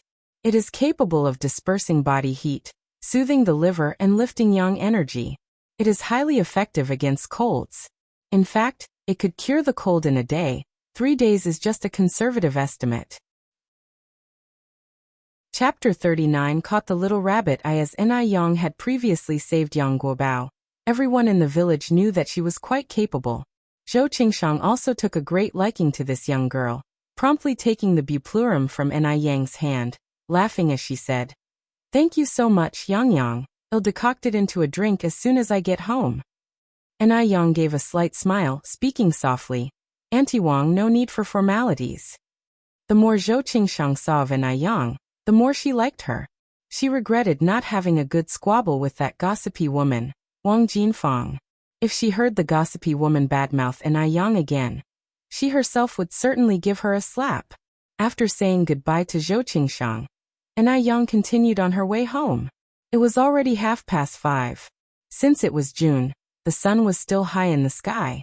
When Enai Yang returned home, her younger sister, Enai Yun, was wailing loudly, while Enai Tsuehua was trying to calm her down. However, the little girl seemed to have suffered some wrong. The more she cried, the louder she became, refusing to stop despite the placating efforts. "Mom, what's wrong with my little sister? Why is she crying so pitifully?" As Enai Tsuehua pedaled back and forth to shush the child, she said, "All children are like this, it's fine, she'll stop crying in a while. You just go about your business." Enai Yang had never had or cared for children in her previous life, and was clumsy at consoling children, so she could only first leave the room, allowing Enai Tsuehua to soothe her alone. Enai Yang went into the yard, and suddenly remembered that she still had 8 cute little rabbits in her basket. So she found a large cardboard box from her house, and put the little rabbits inside it. The little rabbits were highly adaptable, and as soon as they were placed inside the box, they began to happily hop about. Thinking that the little rabbits hadn't eaten anything all afternoon, Enai Yang took a few veggies from the kitchen, and placed them in the box. The sight of the greens made the rabbits' eyes practically glow, and they immediately began to nibble on the leaves. After settling the rabbits, Enai Yang took the aloe vera and herbal medicine that she had dug up from the mountain, selected a few plants, and planted them in the ground in front of the door. This was originally a wasteland that hadn't been cultivated for many years, but Enai Tsuehua was diligent. After reclaiming the wasteland, she not only sprinkled vegetable seeds on it, but also built a fence around it to keep chickens and ducks away. The vegetable seeds that Enai Tsuehua had planted a few days ago had already sprouted. Before long, they would be able to eat the vegetables they had grown themselves. It hadn't rained for several days, so after she finished planting the aloe vera and herbs, Enai Yang watered the vegetable sprouts. After doing all these, Enai Yang finally had time to prepare dinner. There were still some river snails she had found before. Tonight, she could cook spicy stir-fried snails. And also a pig's feet and clam soup, carrot stir-fried with meat, and stir-fried leeks. Except for the spicy stir-fried snails, the other 3 dishes all have beauty benefits. Some dishes can help with breast growth, some are good for the skin, smoothing wrinkles and anti-aging, while some are good for the hair. The taste is excellent. She could cook even the most ordinary ingredients into a feast, causing one to be unwilling to stop eating. When dinner was ready, it was already past 7. At this time, Enai Qingui just got off work and came back home. "Yang, your cooking skills have improved greatly. I could smell it from far away. Should we wash our hands and eat now?" After living together for these days, Enai Qingui had fallen in love with Enai Yang's cooking. Moreover, Enai Qingui had surprisingly found that his physical condition had also undergone considerable changes recently. For instance, the wrinkles at the corners of his eyes seemed to have lightened a lot, and his complexion was not as dull as before. He felt that all these changes should be attributed to the delicious meals that Enai Yang cooked. "Auntie Enai is back. Dinner is ready, we can start eating now." Enai Yang replied, bustling about in the kitchen. "Then I'll go wash my hands." Enai Qingui made a beeline to wash his hands with quick steps. Eating meals had become the thing he looked forward to the most after work every day. In a short while, Enai Qingui's surprised voice echoed from outside. "Wow! What delightful little rabbits! Yang, did you buy these rabbits?" Enai Yang laughed as she explained. "No, I caught them in the mountains this afternoon." Enai Qingui marveled. "You could even catch rabbits in the mountains, Yang. You are really lucky." Enai Yang nodded. "Yes, quite lucky. Auntie Enai, please come in and eat." "All right, I'm coming." 3 people sat around a table, chatting and laughing together in a lively atmosphere. The next morning, Enai Yang got up before dawn as usual. After making breakfast, she headed out to set up her stall at the morning market. Today, she had also made 2 barrels of fish soup, enough for more than 560 bowls. The noodles were selling incredibly well today, with a long queue that never seemed to shorten. Seeing the success of Enai Yang's business, Zhu Yongheng gritted her teeth in frustration. Observing the long queue, Zhu Yonghong decided to take action. She announced loudly, "The price of meat buns has dropped. 6 meat buns for just a cent." Vegetarian buns, which usually cost a cent for 3, were now 6 for a cent, and they were filled with meat. Even if she didn't make a profit, she couldn't let Yang benefit today. As some of the customers in line heard the announcement, they were tempted to run over there. "It'll take 6 meat buns." Zhu Yonghong smiled as she took the money. "Sure, just a moment." Seeing that she had taken half of Yang's customers, Zhu Yonghong felt even more smug, her mouth curling into a satisfied smile. Selling 6 meat buns for a cent was indeed unprofitable, even at a loss. However, the loss was only for this morning. She planned to replace the meat tomorrow and add more ingredients, naturally making a profit. Yang, on the other hand, seemed unfazed by the customers flocking to Zhu Yonghong's side, and continued to calmly serve the remaining customers her noodles. Such is business. Competition creates pressure, and pressure creates motivation. Someone raised their voice from the crowd. "Hey boss, the bun shop next door has lowered their prices. How about you lower the prices of your noodles too? With 3 cents, I can now buy 18 meat buns." Yang replied with a smile. "Sorry, you get what you pay for. I've already priced my food as low as I can. I can't lose money selling it, now can I?" In fact, 3 cents for a bowl of noodles was not expensive, especially considering the delicious fish that came with it. On the street, a bowl of plain noodles would cost 2 cents. But with cheap buns on offer, people inevitably make comparisons. Besides, human nature is greedy. If she really lowered her prices today, they would wonder just how much profit she must usually make from the noodles. Yang had always competed on the quality of the product, not on the price. Just making it cheaper won't ensure long-term business. The key is good taste. On hearing her words, the man sighed. "Oh well, if you can't make it cheaper, 111, just go and eat buns over there." Yang gave a slight smile. "Please do." Seeing her customers constantly crossing over to her side, Zhu Yonghong looked at Yang with a smirk on her face. Yes, it was a provocation. Yang finally realized why Zhu Yonghong was selling her buns at a loss.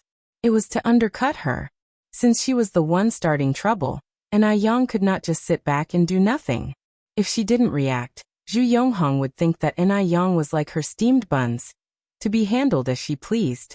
Yang raised an eyebrow and met Zhu Yonghong's gaze, a faint smile on her lips. Although her smile was slight, Zhu Yonghong couldn't help but feel a chill. She quickly averted her gaze. She never expected Yang to fight back so openly. Yang had completely exceeded Zhu Yonghong's expectations. She had a feeling that Yang wouldn't be easy to deal with, and was very different from the other country folks she had encountered before. Chapter 40. Have you stopped studying? _1 Although Zhu Yonghong snatched away many of her customers, Yang's 5 small tables were always full. After all, quality ensures patronage. But Zhu Yonghong did affect Yang. Yesterday, all the noodles were sold out past 10 in the morning, while today they continued to sell until after 11. Whereas Zhu Yonghong packed up early. On her way out, she even sneered at Yang. But this time, Yang chose to ignore her, concentrating only on her noodles as if she hadn't seen her. The business is more important. She doesn't have the time to squabble with someone irrelevant. Plus, she roughly calculated that Zhu Yonghong sold about 1,000 buns this morning. The current pork price in Beijing is 2 yuan and 80 cents per jean. With the additional ingredients, about 70 to 80 meat buns can be made from 1 jean of meat. Not counting the price of flour and labor, the cost per bun is about 4 cents. Under normal circumstances, 1 cent can buy only 2 meat buns, so selling 1,000 buns needs to bring in more than 35 yuan for a profit. However, selling 1,000 buns at Zhu Yonghong's price of 6 for 1 cent would only garner around 15 yuan. That means Zhu Yonghong lost over 20 yuan this morning. The reason Zhu Yonghong can still smile is that she hasn't done the math yet, and doesn't realize how much she has lost. One guess she won't be able to smile when she gets home. Yang had just finished setting up the tables and chairs when she heard a gentle male voice above her. Yang looked up in confusion. The speaker was none other than the sunny young man Lu Wei. Is anything wrong? Anayang asked politely. Anayang was standing against the light, with people passing by and towering plane trees behind her. Bright sunlight scattered through the leaves, bathing her jade-like face in light. Lu Wei felt his heart was about to jump out. He struggled to control this unusual emotion before saying, Anayang, one heard, you've stopped going to school? Yes. Anayang nodded. That's right. Lu Wei was surprised that she admitted it so calmly. He then asked, what do you plan to do in the future? You can't be a peddler all your life, right? Have you thought about making a change? Being a peddler is the least promising profession. There was a popular saying at the time. If a young lady wants to experience life and practice haggling, she should marry a peddler. This gives an idea of how low the status of being a peddler was. Anayang shook her head. Not for now, one think being a peddler is okay. It's all honest work. That's not what I mean. Lu Wei continued. One think it would be better if you a girl read more. If you encounter any difficulties, you can tell me, maybe I can help. Being a peddler is ultimately not a long-lasting profession. Your future life path is still very long. Girls who are always out in the open, yet illiterate, will find it difficult to find a good husband. Even if Anayang was attractive, he doubted any college students would want to marry an illiterate woman. He said this for her own good. If Lu Wei knew that the peddlers of today would become the first generation of rich people in the future, he would certainly regret his words today. No matter how much people look down upon peddlers today, later generations will be envious of the first generation of peddlers. Anayang nodded with a smile and said, Thank you for your suggestion. One will consider it seriously. Regardless of what Lu Wei said, she was not going to give up her studies. It's just that the time is not yet ripe. She has not yet found her footing in Beijing. In her previous life, she was a top student at a 211 university. This life can't be too bad either. Lu Wei scratched his head, laughing. You're welcome. If you encounter any problems, you can tell me. Anayang politely smiled. Thank you, I will. In a courtyard home in Beijing, Zhu Yonghong, pushing her old bike, walked in beaming with pride. Hong Hong's back. How was business today? Sun Chuanxiang immediately greeted her. She was feeling a bit off today, so she hadn't gone out with her daughter. Zhu Yonghong parked her bike and said, laughing, Mum, one sold all the buns today. Upon hearing this, Sun Chuanxiang was astonished. Hong Hong, are you joking with me? She then asked, Didn't the woman who sells noodles show up this morning? Mum, what are you talking about? Zhu Yonghong hugged Sun Chengxiang's arm and said, In your eyes, am I not even comparable to that hillbilly? Sun Chuanxiang patted Zhu Yonghong's hand. One didn't mean that, so you really sold over 1,000 buns? Of course it's true. Zhu Yonghong puffed up her chest. You don't know who your daughter is. Hearing her words, Sun Chengxiang's smile became even more kind. Right, how can my daughter not be awesome? Zhu Yonghong held onto Sun Chengxiang's arm and continued. Mum, you didn't see Anayang's face when I stole all her customers this morning. Haha, I laughed so hard. Just the thought that she had successfully stolen most of Anayang's customers this morning made her feel so satisfied. Sun Chuanxiang couldn't help laughing either. Then she held out her hand to Zhu Yonghong. Where's the money? Let me have a look. The bun business hadn't been so good in a long time. Zhu Yonghong pulled out a handful of change. Here, this is it. Sun Chuanxiang took the money and stood there happily counting it, but slowly her smile faded. Did she miscount?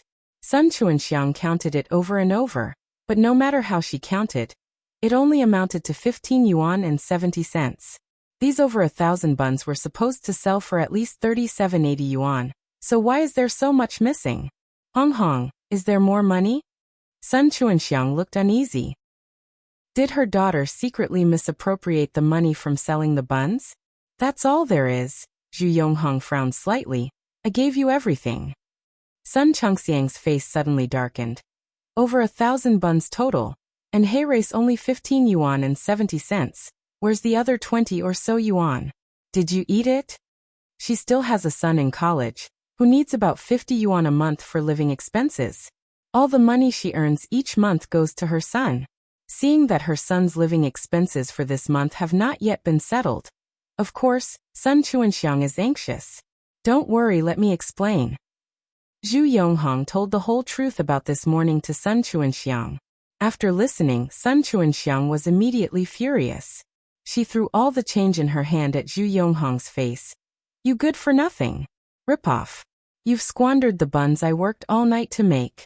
Go get my money back right now. If you don't bring it back, don't bother coming back. That's over 20 yuan. That's enough for half a month's living expenses for her son. All her work for the past several days had been for nothing. Sun Chuanxiang, who hadn't been to school for very long, didn't mind her words when she was full of anxiety and anger. Mum, how could you say that about me? Zhu Yonghong wept plaintively. Didn't one do it for our business? You don't understand how many people came to buy buns this morning. Chapter 41 Excellence is not without reason. Sun Chuanxiang was fuming with anger at Zhu Yonghong. She picked up a stick lying next to her and went to hit Zhu Yonghong. You're a disgrace to our family and dare to talk back. I'll beat you to death today. 6 for 1 cent. Why not give them away for free then? Don't you treasure the money one earned? Do you know your brother doesn't even have his living expenses this month? You're such a waste. I'll beat you to death. In this era, university students were highly valued. If a family had a university student, it was almost like having royalty in the household. As for daughters, daughters were seen as an expense, as they would eventually be married off. So Zhu Yonghong quit school early, setting up a stall with her mother to earn living expenses for her brother. Mom, stop hitting. Zhu Yonghong grabbed the falling stick. Tomorrow morning one will earn back the money we lost today. I promise it won't affect my brother's living expenses. Zhu Yonghong's mindset had been assimilated. Just like Sun Chuanxiang, she treated her university-educated brother as if he was an ancestor, without feeling it was unfair at all. That's easy for you to say. How are you going to earn it? Sun Chuanxiang asked, her face full of anger. Zhu Yonghong took a deep breath. Mom, listen to me. Zhu Yonghong leaned on her mother's shoulder and whispered her plan. After hearing Zhu Yonghong's words, Sun Chuanxiang frowned and asked, Can that really work? Sun Chuanxiang was a money-loving person, but she was tentative about this plan because she was also timid. Zhu Yonghong laughed and said, Why not? It will definitely work as long as nobody gets hurt. You're right. Sun Chuanxiang nodded, the anger on her face gradually fading away. Then we will do as you suggested. Good, Mom. Zhu Yonghong's eyes gleamed with satisfaction. Just wait and see, nobody will want to eat her noodles tomorrow. She will make that little tart experience what desolation feels like. Family after lunch. Yang went to the river to check the crab trap she had set a few days ago, and also collected some snails along the way. Not long after she left, Zhou Qingshang showed up at the gate of NIS courtyard with a basket of vegetables. Zhou Qingshang had come to thank Yang.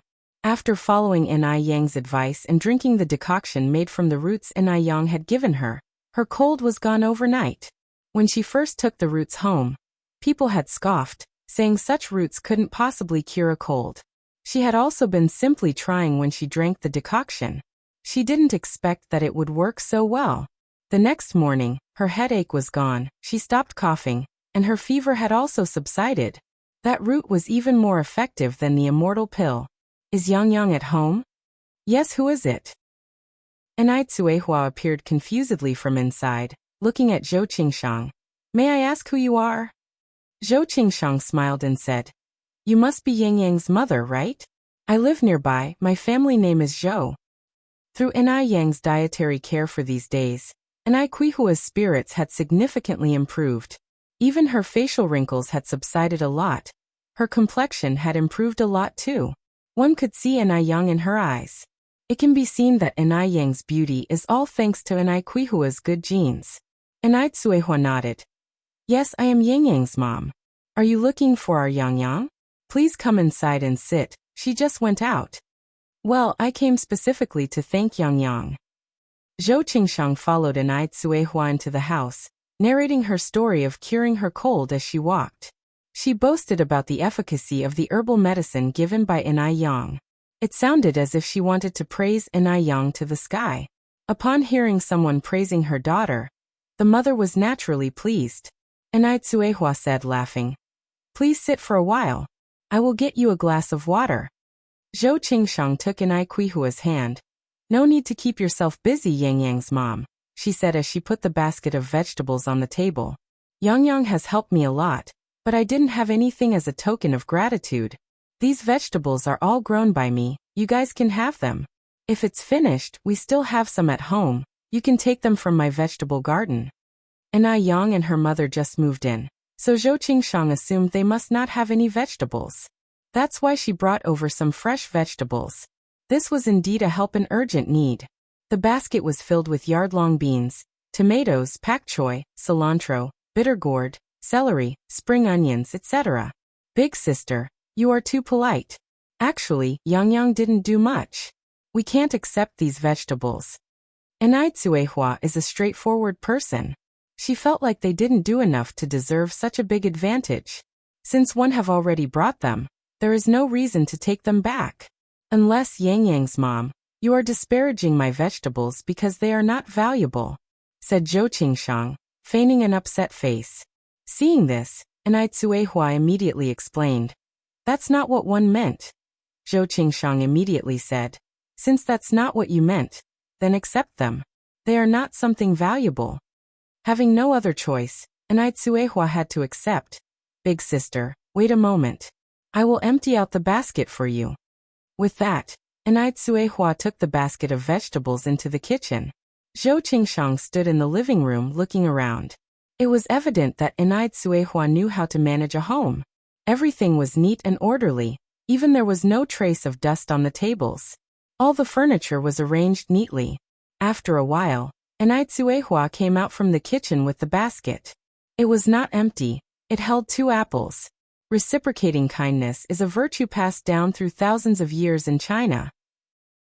She surely couldn't let someone return with an empty basket. It's not only a virtue but also a matter of propriety. Though Enai Tsuehua has not received any formal education, she deeply understands the principles of life. At that time, apples were quite expensive, costing 5 to 6 cents a gene, and 2 apples were about half a kilogram. Zhou Qingsheng insisted on not taking them. She had grown her own vegetables, whereas the apples were bought with money. Enai Tsuehua held the basket tight, not allowing Zhou Qingsheng to remove the apples. Big sister, take them back for your kids to taste. If you refuse to take them, we will have to refuse the vegetables you brought. Enai Tsuehua was determined. With no other option, Zhou Qingsheng reluctantly accepted, thinking to herself, it's no wonder that Enai Yang is so sensible. She has a wise and understanding mother. By the river, Enai Yang gathered her fishing trap.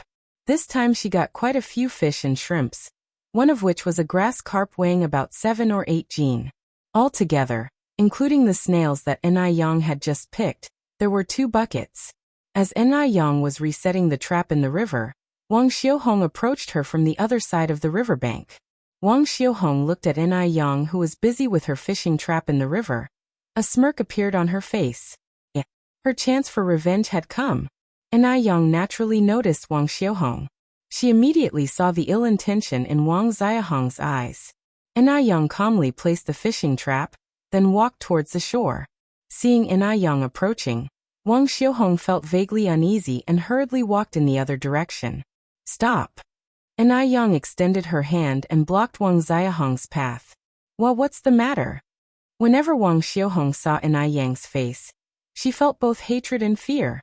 What she hated was that Enai Yang dared to hit her that day.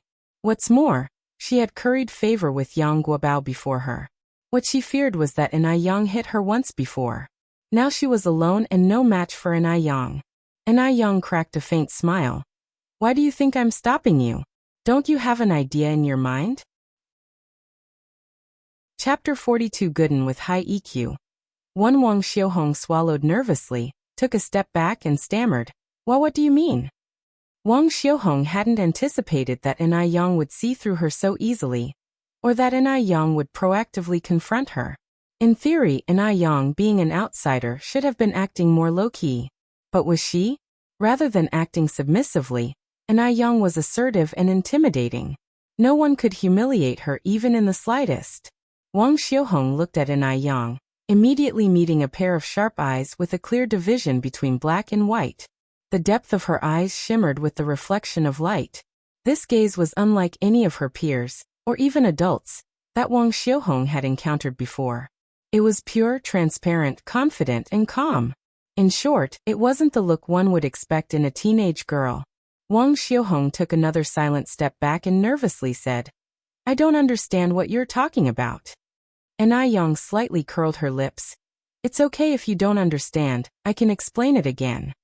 She then leaned in close to Wang Xiahong's ear and said in a cool tone, "I don't like causing trouble, but I'm not afraid of it either. We can walk our own paths without interfering with each other. That would be fine for both of us. But if you're looking for a fight, then the consequences." At this point, Enai Yang squinted slightly and a beautiful curve formed at the corner of her mouth as she said lightly, "You'll have to weigh that for yourself." The voice was very serene, but it held a dangerous aura that sent chills down one's spine. The two were quite close to each other. Wang Xiuhong could even smell the faint fragrance emitting from Enai Yang's body. It was not quite bamboo or orchid, but somewhat like the scent of plum blossoms, fresh, natural, and very pleasant. Wang Xiuhong had heard that there was a 200 yuan bottle of high-end imported perfume sold at the department store in the city. Surely, the fragrance on Enai Yang must be from such a perfume. Thinking about how Enai Yang could afford a 200 yuan bottle of perfume added to Wang Xiahong's envy and resentment. Although they were of the same age, Enai Yang was able to use a 200 yuan bottle of perfume, while she, Wang Xiuhong, had to haggle with her parents for several months just to get some pocket money, even if it were just a couple of cents. Wang Xiuhong bit her lip, the glimmer in her eyes filled with discontent. She said, "I don't understand what you're talking about," then lowered her head and scurried away. Enai Yang watched her receding figure, a slight smile playing at the corner of her lips. She had overestimated Wang Xiahong's will to fight. It was past 2 in the afternoon. The sun was still scorching. Enai Yang, carrying 2 buckets of fish, soon developed a thin layer of sweat on her forehead. "Sister Enai Yang, let me help you." A dark-skinned, shirtless boy came running from the distance. "Gooden, why are you here? Don't you have school today?" Enai Yang said with a grin. Gooden was hopping around. "Sister Enai Yang, you're so silly, today is Sunday." He then took one of the buckets from Enai Yang. Though Gooden was young and not very tall, he was very strong. He handled the bucket of fish as if it were weightless. "Sister Enai Yang, give me the other one too." This was Gooden's second encounter with Enai Yang, but because of their previous interaction, he had grown fond of this beautiful older sister. Enai Yang was not only beautiful, but also very kind. Unlike Sister Xiuhong, who, thinking herself so pretty, looked down on everyone, and loved bossing the children in the village around. Enai Yang smiled gently, declining Gooden's offer. "Thanks, Gooden, but I can carry this myself. You're still young, you shouldn't strain yourself or you might stop growing." "It's okay, Sister Enai Yang." Gooden didn't seem to mind at all. "I regularly carry water buckets at home that are twice as heavy as this." Enai Yang laughed. "Wow, Gooden, you're so strong." Gooden lifted his cute little head, boasting proudly, "Of course, apart from my brother, I'm the strongest at home." Enai Yang giggled. "By the way, Gooden, how old are you?" "I'm 10 this year, but how about you, Sister Enai Yang?" Gooden looked up at Enai Yang. "I'm 17, Enai Yang replied. Gooden continued. "So you are the same age as my brother. He's also 17 this year. My brother is going to take his college entrance exams next year. Sister Enai Yang, are you going to take yours?" Enai Yang answered with a smile. "Of course I am." Chatting with Gooden along the way, they soon reached home. Gooden put the plastic bucket on the ground. "Sister Enai Yang, I'm going home now. Remember to come play when you're free," he said. Enai Yang nodded slightly, sure. Then, as if she just remembered something, she grabbed Gooden's hand. "Wait for me a moment, Gooden." And with that, she quickly rushed back into the house. Gooden obediently stood there, curiously looking at everything around him. Soon Enai Yang returned out of breath. She handed a bag of candy to Gooden. "Gooden, this is for you to eat," she said. "Thank you, Sister Enai Yang, but I can't accept it," Gooden declined. Although Gooden is young, He understood the principle of not accepting something for nothing. If he just accepted Sister and Yang's candy like this, she might think that he approached her with a motive. And Yang laughed and said, "Just take it. It's only a bag of candy, not some valuable item. Besides, we are friends, right? If you don't take it, it means that you do not want to be friends with me." Gooden quickly said, "I want to be friends with Sister and Yang." "Then take it," and Yang reaffirmed, shoving the candy back into Gooden's hand. "Thank you, Sister and Yang," Gooden continued. "Sister and Yang, can I share some of this with my other friends?" Candies were quite a rarity in those days. Children usually couldn't eat candies unless it was during the new year. And Yang nodded with a smile. "Of course you can. The candy is now yours. You can share it with whoever you want." Gooden thanked her again. "Thanks, Sister and Yang. I'll be going now." "Off you go," and Yang nodded slightly. "Goodbye, Sister and Yang." Gooden waved at Yang and ran off. Gooden arrived at the usual spot where his friends were playing and gave each of them a piece of candy. One of his friends curiously asked, "Wow, Gooden, did your family strike it rich?" Smugly, Gooden replied, "This is given to me by Sister and Yang, and she told me to share it with all of you. Do you guys know who Sister and Yang is? She's the best-looking lady in our village. I'm now good friends with Sister and Yang." Gooden is a good boy. He knew that some adults had misunderstandings about Sister and Yang, and had even defamed her. So he wanted to build up her image in front of his friends. After all, Sister and Yang is genuinely good. He didn't want those adults to keep misunderstanding her. At his words, all his friends looked at Gooden with envy. "I know that Sister and Yang. She's even prettier than Sister Xiaohong. Wow, Sister and Yang is so nice. I like Sister and Yang." "I like her too." Thanks to Gooden's endorsement, the term Sister and Yang started to spread among the children. Sister and Yang also became the most popular person among the children. Everyone knew that the new Sister and Yang is gentle and kind. Not only is she beautiful, but also she's much softer than Sister Xiaohong, by at least 10 times. Chapter 43. The old lady has no appetite. Recently, after Gooden left, and Yang turned back to the kitchen, processed the free-range chicken she had bought from the market that day, blanched it, and simmered it on low heat in a casserole. After the water came to a boil, and Yang added the ginseng she had dug up from the mountain yesterday, followed by a few large jujubes. Soon, the small kitchen was filled with the fragrance of chicken soup. Looking at the soup simmering in the casserole, and Yang poured the fish and shrimp from the bucket into a large basin, and kept them in fresh water, planning to kill them later in the evening to make sour fish soup. Anticipating that she would catch fish from the traps, and Yang only bought 18 fish from the vegetable market this morning. As Yang was busy in the kitchen, and Suehua came in carrying a child. "Yang, these vegetables were sent by Aunt Zhou. She said you cured her cold, and wanted to thank you with these." In the corner was a pile of fresh vegetables with a bundle of homemade sticky noodles nestled in the middle. And Yang said with a smile, "Aunt Zhou is too courteous. Mom, let's have sticky noodle tonight." "Sticky noodle?" And Suehua asked puzzled, "What is sticky noodle?" And Yang gave a mysterious smile. "You'll know by tonight." And Yang was a person of strong execution. She announced that they would have sticky noodle for dinner, and immediately cut off the tail of the snails, cleaned them thoroughly, heated the wok until it was red hot, drizzled it with rapeseed oil, added 2 spoonfuls of bean paste and fried until the red oil was out. She then put in the chopped green onion, ginger, garlic, star anise, and Sichuan peppercorns and stir-fried them. After these ingredients were stir-fried to bring out their fragrance, she added the snails and stir-fried them over high heat for 5 minutes, then added water. After the water boiled, she put in the cut hog bones, simmered it on a low heat for 3 hours. By then, the broth was ready. The flavorful and aromatic broth is the essence of the whole sticky noodle. With the broth ready and early in the evening, around 5 o'clock, the chicken soup that had been simmering was also ready. And Yang took the lid off, scooped out a large bowl of chicken soup and chicken meat, and handed it to Suehua. This ginseng chicken soup was intended to nourish Kuihua's body. Suehua was currently weak and needed more nourishment. Clear chicken soup with a thick layer of yellow fat floating on top. All the chickens at this time were free-range, revered as free-range chicken in later generations. Not only was it nutritious, but it also tasted amazing.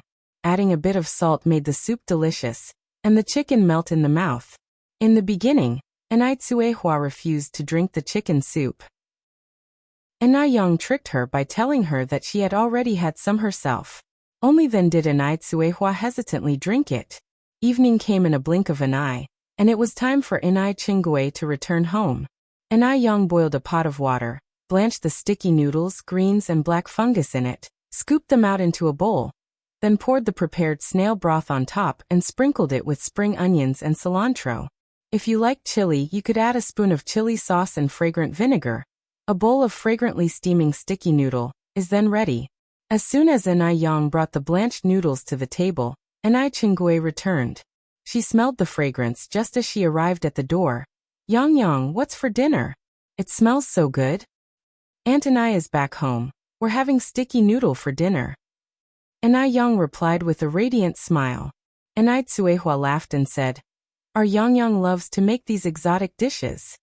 Dishes like sour fish, stewed carp with kelp and pork feet, potato mushroom soup and so on. She had never heard of these dish names before, but they were created by Anai Yang. These were clearly unconventional cooking methods, yet the taste was superb. Anai Chingue hung her bag on the coat rack and asked curiously, Sticky noodle, does it have snails in it? I've never heard of sticky noodles in all these years. Sticky noodle is a signature dish from Guangyu. In fact, it existed as early as the Qing dynasty. Due to limited transportation and information channels at this time, sticky noodles were only popular locally, not being featured in snack shops on every street and alley like in later times. Anai Yang explained with a grin. Sticky noodles is a specialty of Guangyu. One read about it in a book. This is my first time making it, and I'm not sure if it tastes good. Aunt Anai, have a seat and try it. All right, I'll try it now. Anai Chingue rolled up her sleeves, sat down and eagerly started eating the noodles. The noodles had absorbed the essence of the snail soup perfectly, and they were soft and chewy, fresh and enjoyable. The soup contained the aroma of coriander and green onions, triggering people's taste buds, to the point where one would wish to swallow their own tongue. At this point, even if someone offered Anai Chingue a bowl of bird's nest and abalone soup to exchange for these noodles, she wouldn't do it. Delicious. It's really delicious. Anai Chingue directly gave a thumbs up and lamented. Yang, whoever marries you in future would have their household's ancestral graves spewing green smoke. Sadly, she didn't have a son, otherwise, she would definitely make Anai Yang her daughter-in-law. In addition to sticky noodles, Anai Yang also made 2 stir-fried dishes. Fried shrimp with green peas and stir-fried carrots with white fungus. Green peas and shrimp had a breast enhancement effect. The combination of carrots and white fungus had the effect of nourishing the skin. Eating beauty foods every day would make anyone beautiful, even if they didn't want to be. Last night while bathing, Anai Yang noticed that her bust size had grown an entire size larger since she first arrived in Beijing. Her eyes also looked more vibrant and alive. It's not just her. The changes to Anai Tsuehua and Anai Chingue were also significant. Having prepared a large amount of rice noodles and 2 plates of stir-fry, Anai Yang was initially worried that there might be leftovers. However, it turned out she was overthinking. The large pot of rice noodles and the 2 plates of stir-fry were consumed thoroughly. Even the bottoms of the plates were shining brightly, reflecting the sight of their consumers. No one would believe the fighting strength of 3 women if they did not witness it themselves. Looking at her creations being so welcoming, Anai Yang felt very gratified. On the other side of Beijing, the Mo family villa. The Mo family's old lattice appetite has not been good lately. Nothing tasted good, partly because she was worried about her granddaughter Mo Hutie, and partly because as she aged her appetite gradually declined. Everything tasted bland to her. Was her time drawing to an end? The old lady of the Mo family sat in the living room with a face full of worry. No, she hasn't seen her granddaughter get better yet. She absolutely must not fall first. A servant came over at this moment and whispered, "Old lady, you haven't eaten all day. This is the ginseng soup the kitchen has prepared for you. You should at least drink some, or else your body won't be able to hold up. All right. The old lady of the Mo family nodded. She had just picked up the bowl and took a sip of the ginseng soup when she frowned. After a bout of nausea, she spit out the ginseng soup. Take it away, she said, waving her hand weakly. The servant unhappily took the tray and went down. Just then, a young man in a suit and leather shoes walked in from outside. Seeing the servant, he asked in a mild tone, "What happened to grandmother? Is she not feeling well?" The servant sighed. "The old lady hasn't had much of an appetite these past few days. She can't eat anything. This is the just-served ginseng soup. Young master, you must think of a solution." This man was the son of the Mo family's second daughter, Song Beicheng. In this upright and proper family, Song Beicheng was an exception. He was a businessman, and a very successful one at that. In his early 20s, he already had tens of millions in assets and was a bona fide billionaire. Hearing this, the assistant following Song Beicheng said, "Madam Wu, is the old lady not having a good appetite?" "Yes." The servant nodded. The assistant then said, "Second master, I remember that the old lady loves noodles. There's a noodle stall on Yurdist Road that makes very tasty noodles with a unique way of eating. Hundreds of people line up there every morning. How about I buy a portion for the old lady tomorrow morning? Maybe she'll regain her appetite. It's a street stall." Song Beicheng frowned slightly. Could the old lady who couldn't even swallow ginseng soup stomach street food? Additionally, was the food from that stall safe to eat? Is it hygienic? The assistant smiled and said, "Second master, don't judge that unassuming stall on the basis of its appearance. The prices there are not expensive, but the noodles are really delicious. I've never tasted such delicious noodles since I was a child." Song Beicheng glanced at his grandmother who was sitting listlessly on the sofa, looking pale. After hesitating for a moment, he said, "Then I'll have to trouble you to buy a portion of noodles for my grandmother to try tomorrow morning." Chapter 44. Still overcrowded. Upon hearing this, the assistant was pleasantly surprised. "It's not difficult, it's what I should do." He didn't expect the second master to take his suggestion seriously. He was extremely moved for a while. After all, when had people as high-ranking as Grandma Mo ever tasted street food? However, the taste of that roadside stall was indeed good. The noodles, the pickles, the fish slices, you would want to eat it a second time. A third time after tasting it once. He believed that Grandma would really like it. If Grandma's appetite improved because of this, he would also be credited with great merit. As an assistant, he had to share the boss worries. Song Beicheng nodded and walked towards Grandma Mo. "Grandma. Beicheng is here." Grandma Mo quickly stood up with a face full of smiles. Grandma Mo was a kind elder. She got along well with all her grandchildren.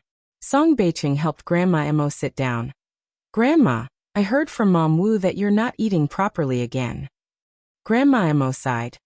"Oh, when you get old, your appetite isn't good. One can't eat." Song Beicheng smiled and said, "Grandma, you're not old at all. Xiaoli said that the morning market recently introduced a new way of eating noodles. It tastes very good. 111 have him buy it tomorrow morning and bring it to you." Grandma Mo waved her hand. "No need to trouble him, it would be a waste." Song Beicheng poured a glass of water for Grandma Mo. "Grandma, for Xiaodai's sake, you should at least try. You can't eat nothing, right?" Mentioning Mo Hudi, the expression on Grandma Mo's face dimmed a little. She compromised. "Okay, let Xiaoli send it to me tomorrow morning to try. In all these years, I've never heard of any new way to eat noodles." In fact, Song Beicheng didn't know what kind of magic this noodle had. But he still mysteriously said, "You'll know by tomorrow morning." Grandma Mo understood Song Beicheng's filial piety and chuckled. "Then I'll look forward to tomorrow morning." Song Beicheng chatted with Grandma Mo for a while, then went to see Mo Hudi before leaving the Mo family. Time went by quickly, and it was the next morning before they knew it. Zhu Yonghong came to the morning market half an hour earlier than usual.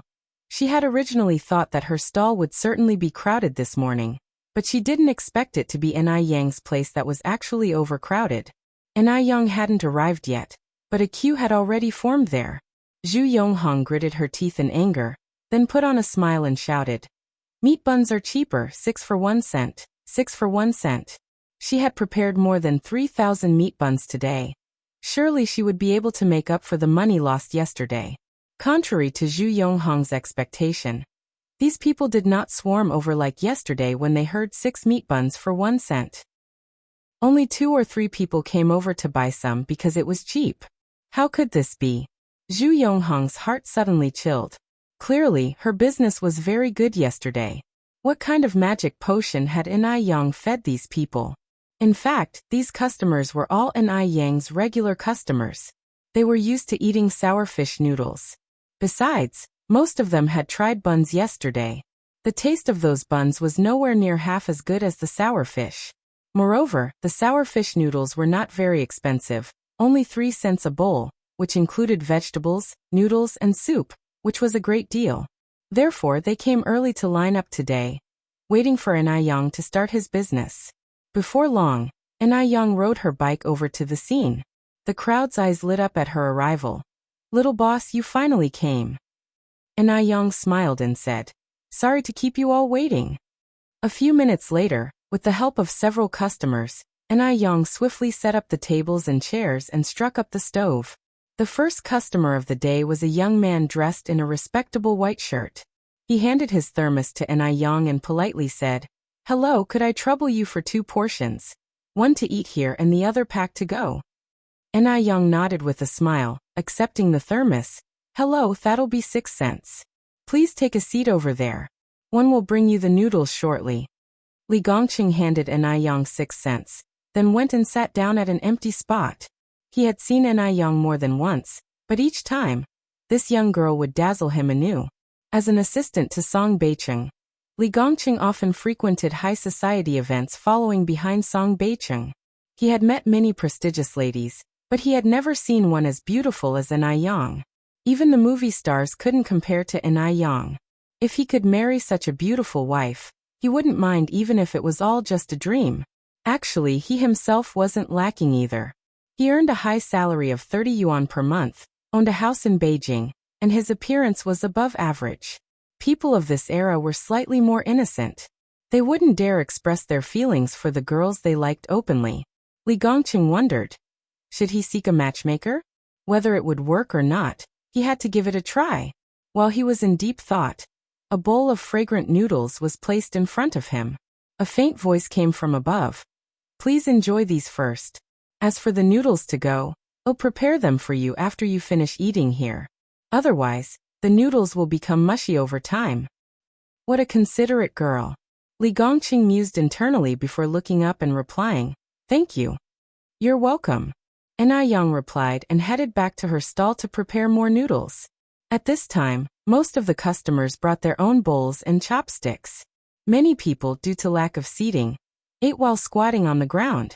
Some took their order back home.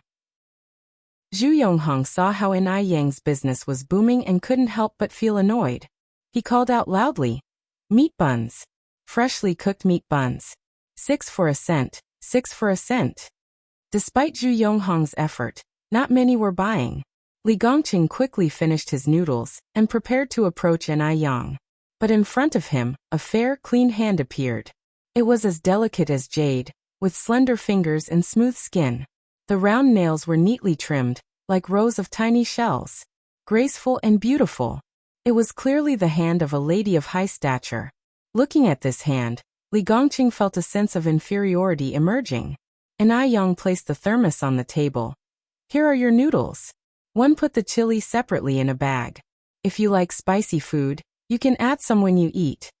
Coming to his senses, Li Gongqing blushed slightly and replied, "Thank you. Oh, remember that." Enai Yang replied with a soft smile, her lips forming a radiant arch. "Oh, it's nothing serious." The smile outshone everything else. Lost in it, Li Gongqing didn't snap back to reality until he noticed Enai Yang had already returned to her stove and started bustling about with her work.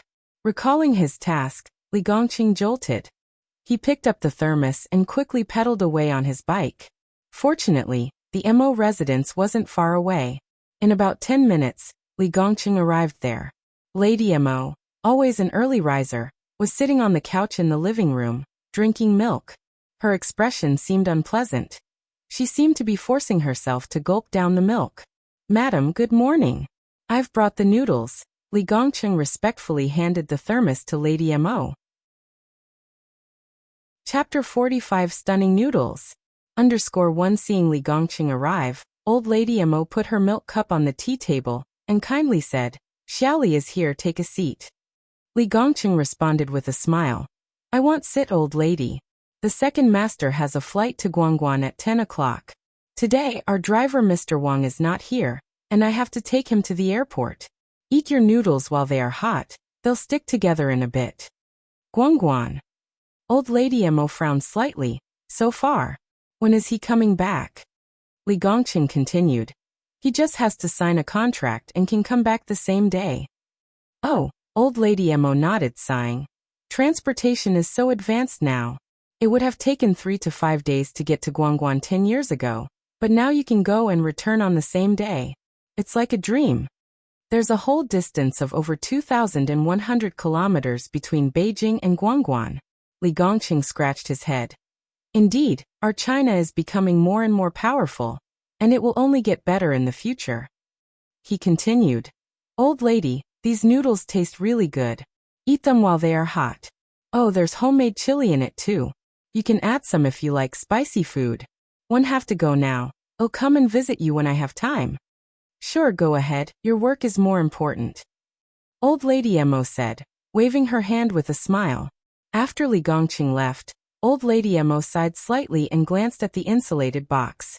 She used to like eating noodles indeed, but after a lifetime, she was fed up with them. When she considered feeding her noodles to the cat, she remembered that this was her grandson's goodwill. How heartbroken Beiqing would be if she fed it to the cat. She was a good grandmother. She couldn't do anything to hurt her grandson's feelings. With these thoughts, old Lady Mo opened the insulated box.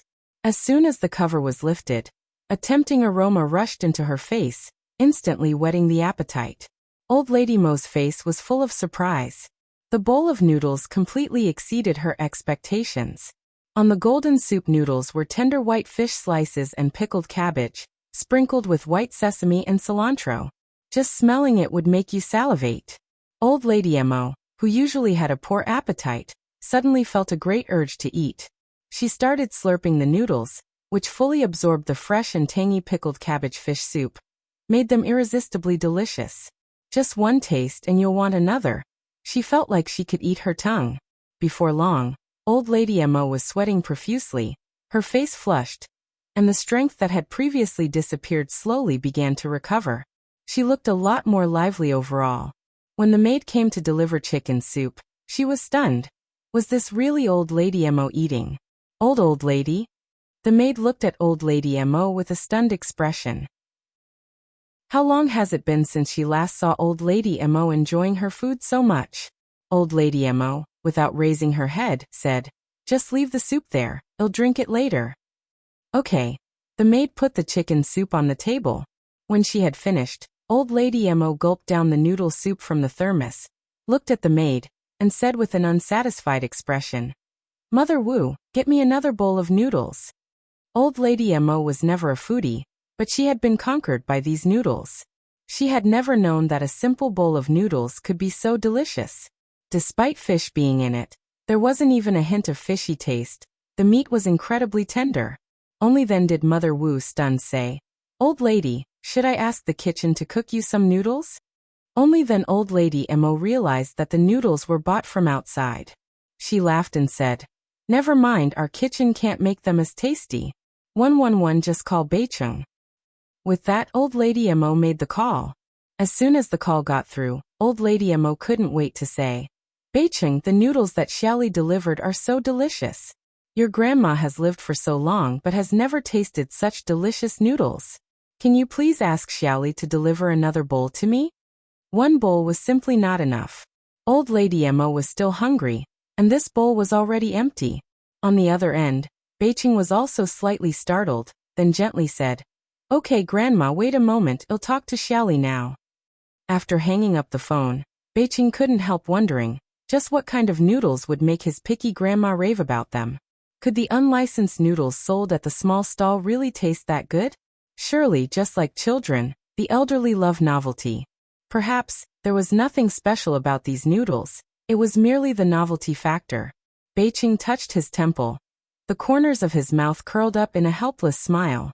The sunlight entered through the window, casting a light golden halo on him. Everything seemed unreal, as if in a painting. A charming gentleman, gentle as jade. That must certainly refer to the likes of Beiqing. After hanging up the phone, old lady Mo sat on the sofa, eagerly awaiting Li Gongcheng's delivery of the noodles. Upon seeing this, Mother Wu, with a beaming smile, said, "Old lady, Master Zhou is truly a considerate and good boy. It's been years since I've seen you enjoy eating so much." Old lady Mo also replied with a smile. Beiqing has always been so thoughtful. Before she could finish her sentence, the phone rang. Mother Wu quickly ran over to answer it. But as she listened, her face turned a strange shade. After hanging up the phone, old lady Mo immediately asked, "What's wrong, Mother Wu?" Mother Wu looked at old lady Mo with a complicated expression, then said, "It was young Master Zhou who called. He said the noodle stall has closed for the day, and we can only ask Xiaoli to bring it to you tomorrow morning." At this, old lady Mo looked disappointed. "Ah, is that so?" Mother Wu nodded. "That's what Master Zhou said." Then she handed over the chicken soup to old lady Mo. "Drink some chicken soup first." Old lady Mo, who had tasted the delicious pickled fish noodles, couldn't even drink half a sip of chicken soup. She waved her hand and said, "Forget the chicken soup. Go get me some porridge and some pickles." "Okay." Mother Wu turned around and left. Soon Mother Wu came back in with porridge and pickles. Because the pickled fish noodles she had before were appetizing, old lady Mo ate the porridge very deliciously. Her appetite was much better than usual, which also brightened up her spirits. After finishing the meal, the old lady went for a walk in the back garden. Old lady Mo's appetite had always been a concern for everyone in the Mo family. After all, to have a healthy body, you need to have a good appetite. Eat well, and you'll be twice as healthy. Mother Wu excitedly called everyone in the Mo family to share this news. Chapter 46. On the verge. Yang closed her stall really early today. It was just 10:30, and the noodles were already sold out. In contrast, Zhu Yonghong not only had not sold half of her buns, but also had a lot of customers coming to question, "Why aren't today's buns as delicious as yesterday's?" While Zhu Yonghong explained with a smile on her face, she was cursing in her heart, thinking, "What a bunch of disgusting poor men, having the audacity to ask why the buns, sold 6 for a cent, were not as tasty as yesterday's. Are they brainless? Can they eat pork with a cent? Don't they calculate how much pork costs per pound?" As for what kind of meat was in today's buns, perhaps only Zhu Yonghong knew best. Many customers expressed that they would never eat Zhu Yonghong's buns again, and some even brought back buns for refunds. Customers are not fools.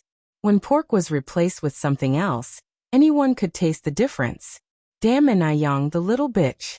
If not for Yang stealing her business, she would not have stooped to such a level. Now look at the mess. Not only did she not make up for the losses from yesterday, but she also lost more money. Eiler Brothers' living expenses were still pending, and her mother definitely wouldn't let her off.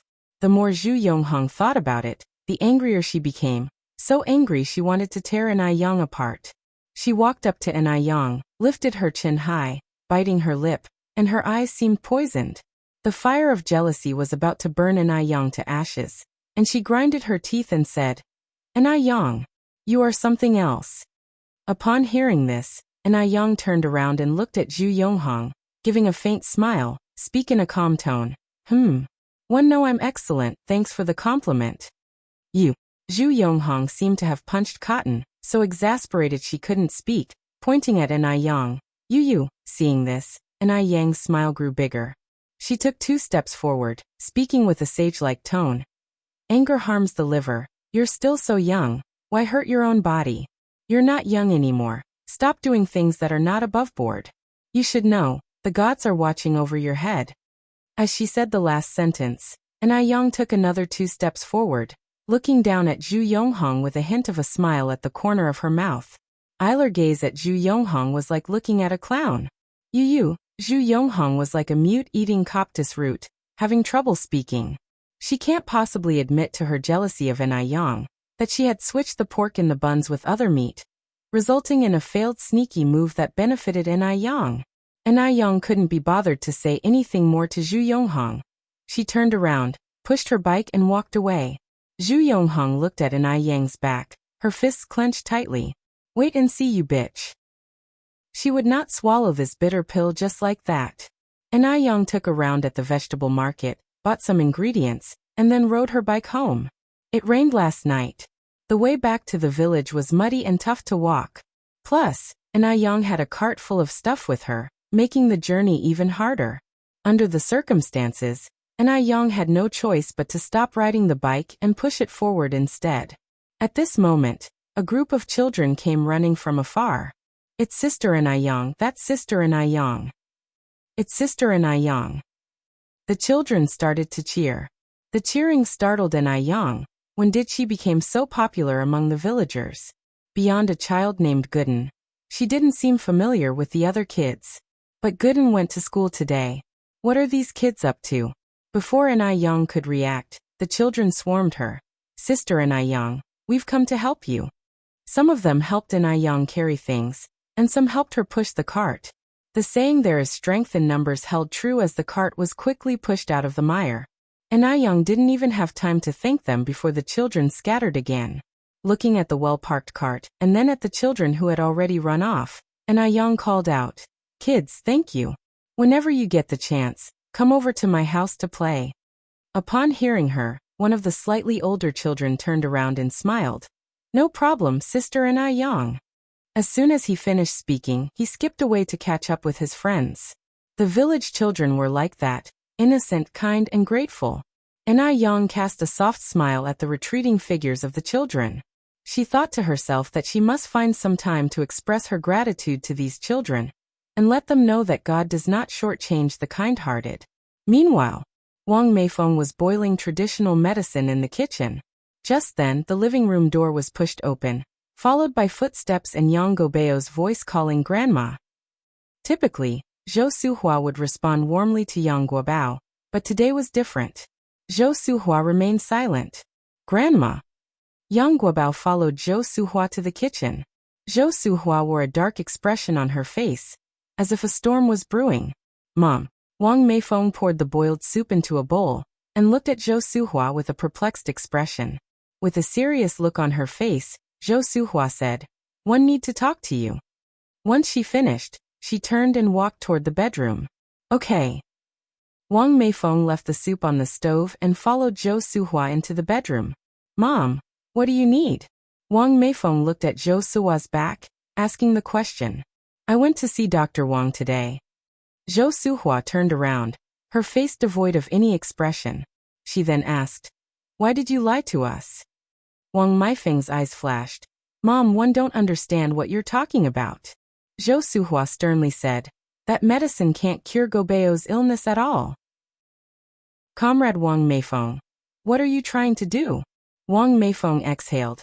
"One wanted to try, Guobao also wanted to try." "Try?" Zhou Suhua's face was flushed with anger. "Do you know you're hurting Guobao by doing this? You're aware of what happened with Hudy. Stop giving him that medicine immediately. Don't let him take those unidentified drugs again." Zhou Suhua was worried about her grandson's health. After consulting Dr. Wang, she found out that the medicine An Yang gave had no effect on Yang Guobao's condition, and only had a small nourishing effect. All medicines have side effects, especially those that need to be taken for 3 months.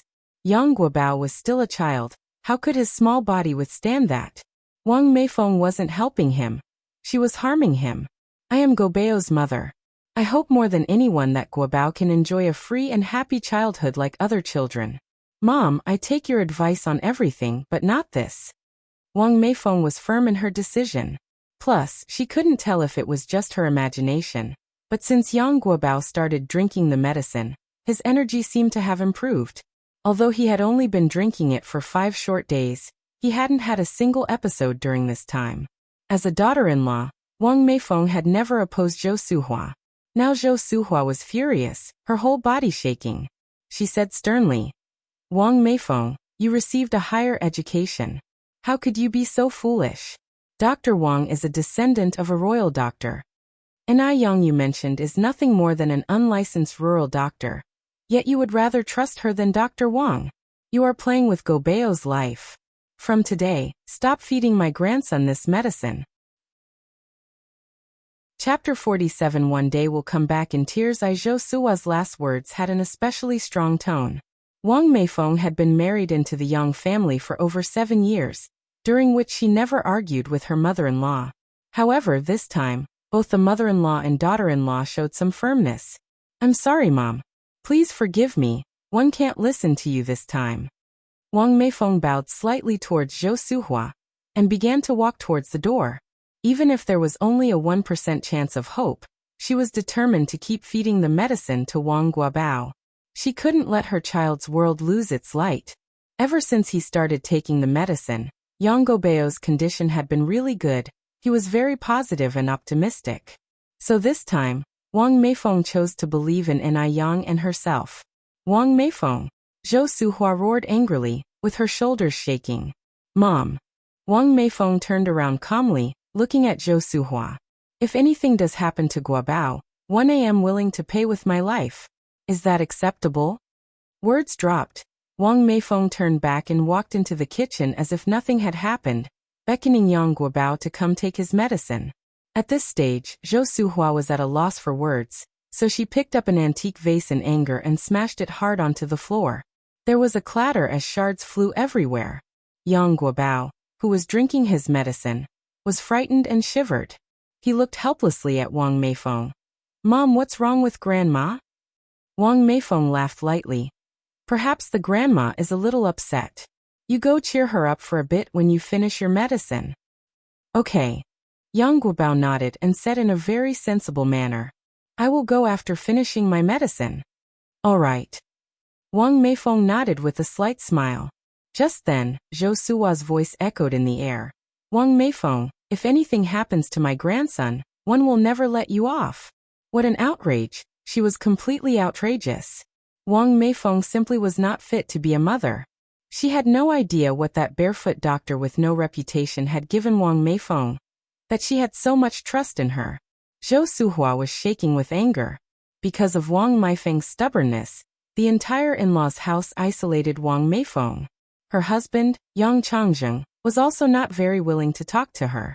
Mother-in-law Zhou Suhua even threatened to fast to manipulate Wang Meifeng.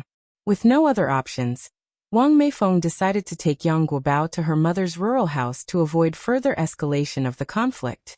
Seeing Wang Meifeng's determination, Yang Changjing sighed in anxiety. Meifeng, Dr. Wang is an imperial doctor. Why are you so stubborn? Gobeo's body is already frail. Your going back and forth will only worsen his condition. Zhou Suhua angrily said. Let her go.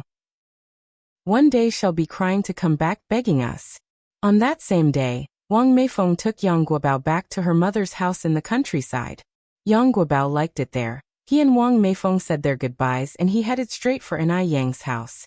Wang Meifeng initially wanted to follow, but remembering that Yang Guobao hadn't had a flare-up in several days, and that a child also needs his freedom, she decided not to.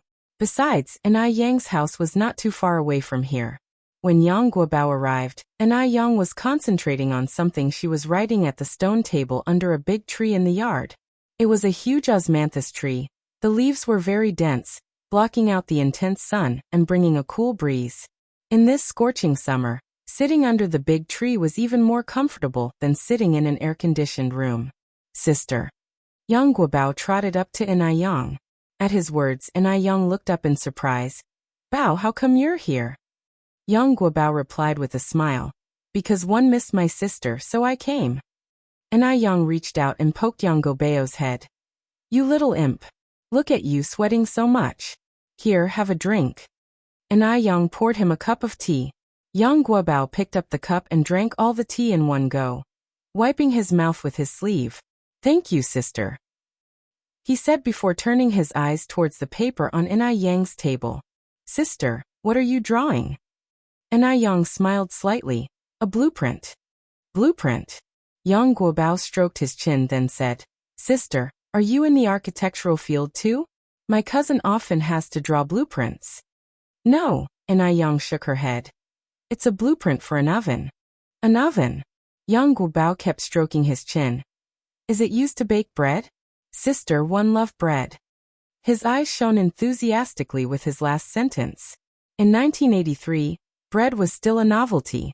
It was not as common and there weren't as many ways to eat it as in later generations. Moreover, it was quite expensive. The common people generally didn't look forward to eating it. Its price was much higher than that of a steamed bun. One bread could buy you 10 steamed buns. And Yang gave him a mysterious smile.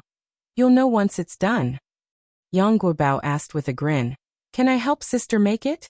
And Yang reached out and touched his head, laughing, sure. Making a bread oven was neither simple nor complicated.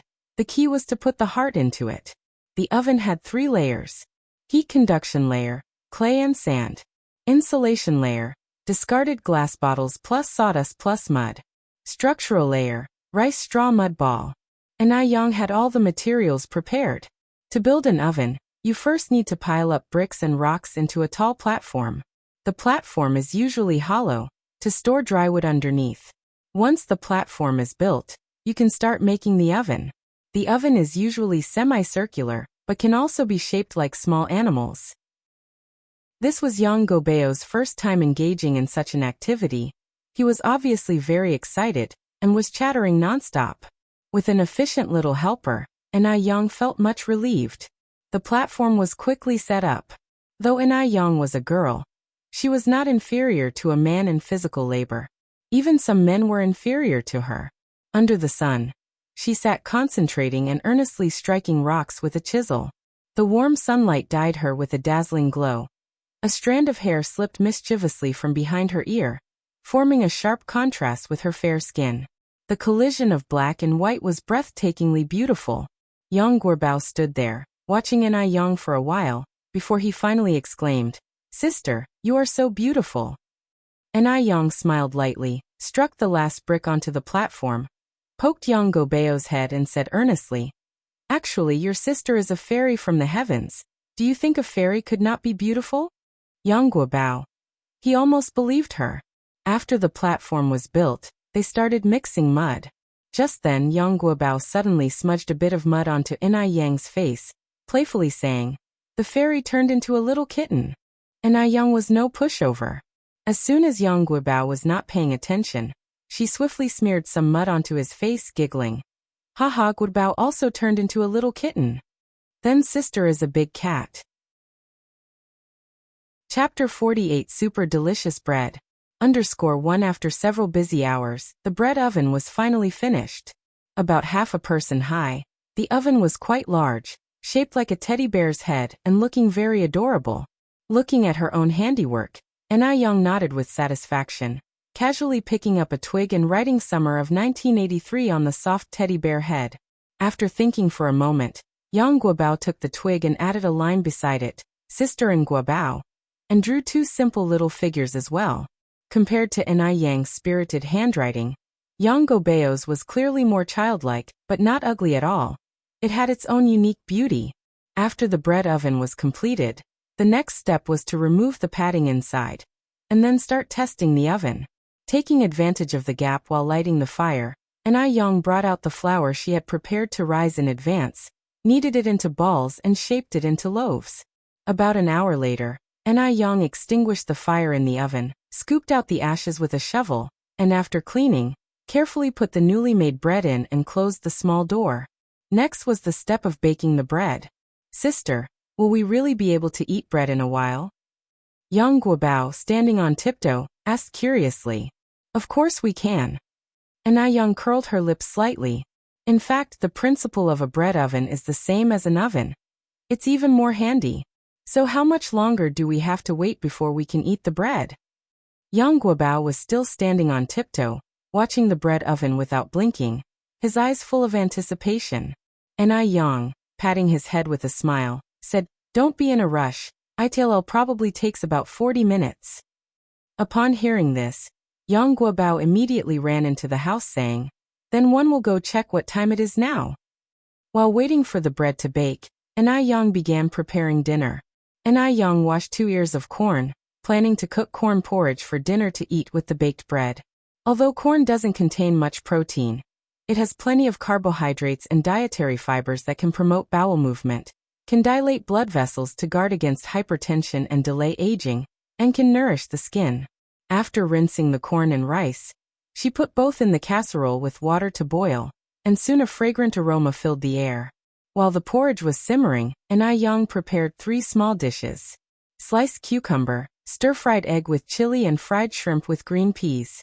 Cucumber, known as refreshing vegetable, not only has a delicious taste but also effectively beautifies and helps in losing weight. Don't underestimate eggs. They can nourish the skin and blood in addition to their heat-relieving effects. Chili can eliminate the problem of overnight food, improve appetite, ward off bad luck, and eliminate various fishy smells and poison. And as for fried shrimp with green peas, there is no need to mention, it helps in breast enhancement. Breasts, the second most important part of a woman's body. In order to make meals more effective, Yang made a special beauty food combination recipe. Every meal combined very well. Yang, as usual, prepared a medicinal soup for Suehua.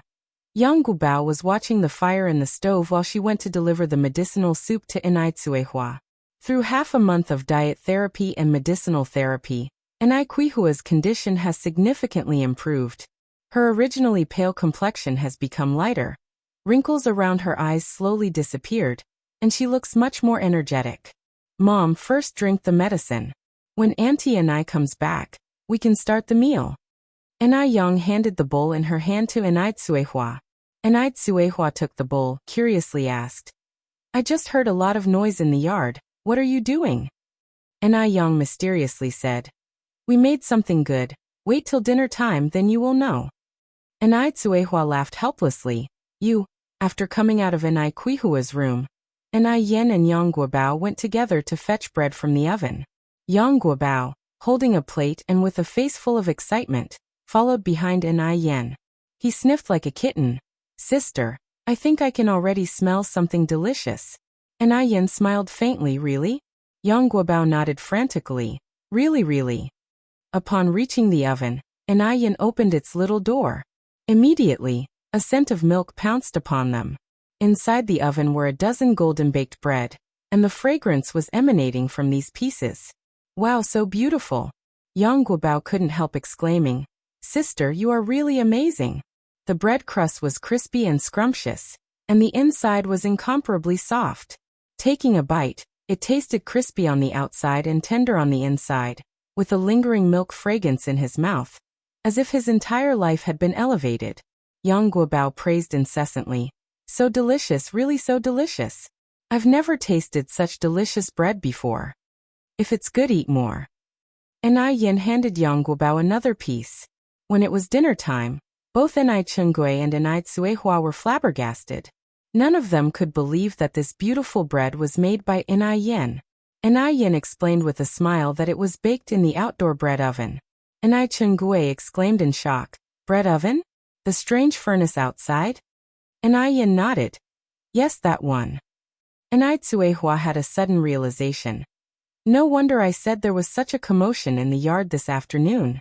You were fixing that bread oven? Yes. Yen said with a smile. Chengui was staggered, quickly grabbed Yen's hand and asked with amazement. You made the bread oven by yourself? Yes. Yen nodded slightly. Chengui, clutching Yen's hand, exclaimed, Yang, you are so capable. Tell me, is there anything in this world that you can't do? Yen's hands were delicate and soft, white as jade. No one would believe that the owner of these hands would do all sorts of heavy work, unless they saw it for themselves.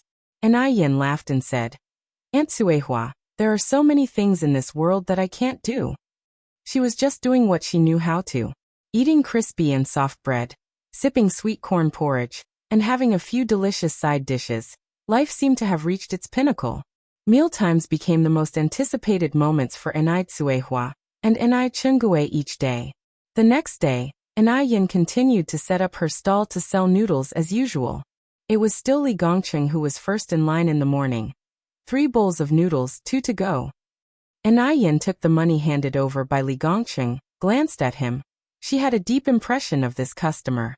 Not only was he the first in line every morning, but he also always took 2 portions to go, come rain or shine. What Yin didn't know was that the old lady of the Mo family had been completely obsessed with the pickled fish noodles.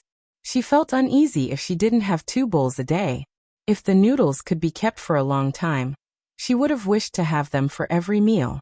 The Mo family was very grateful for the pickled fish noodles. If it weren't for these pickled fish noodles, who knows what might have happened to the old lady by now. The morning customers were still plentiful, and the long queue never seemed to shorten. Zhu Yonghong's buns were still selling at 6 for a cent, and although the business wasn't doing particularly well, her mood was excellent in the morning. She hummed tunes and sneak peeks towards Yan's direction every now and then. Wait and see, little bitch, after this morning, no one will compete with her for business ever again. Thinking of this, a smug smile tugged at the corner of Zhu Yonghong's mouth. Chapter 49 Ingeniously solve. Here are your noodles. Yang served the steaming noodles to a table full of customers with a friendly smile on her face. Just then, a violent thump echoed from the neighboring table. Boss, can you come here? Yang slightly furrowed her brows and turned around in confusion. She smiled and asked, how may first assist you?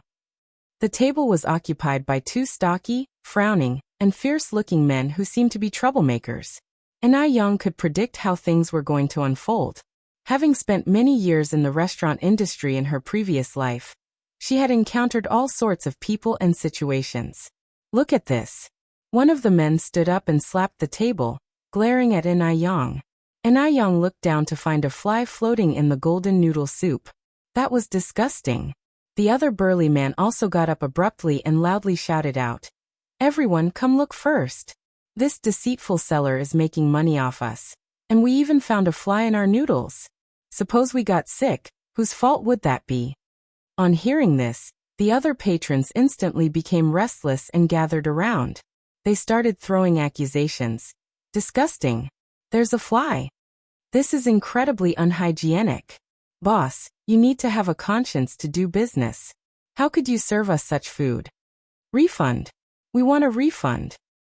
The customers crowded around Yang, demanding refunds. The anger in the room was palpable. Thankfully, Yang was a young woman, which probably prevented things from escalating to physical violence. After all, finding a fly in a bowl of noodles was a serious health hazard. Everyone please settle down. Yang calmly addressed the crowd. Her face was free of stress. A faint smile played around her lips. She looked at everyone calmly, displaying an air of authority that was hard to resist. Miraculously, the crowd fell silent and turned their attention to her.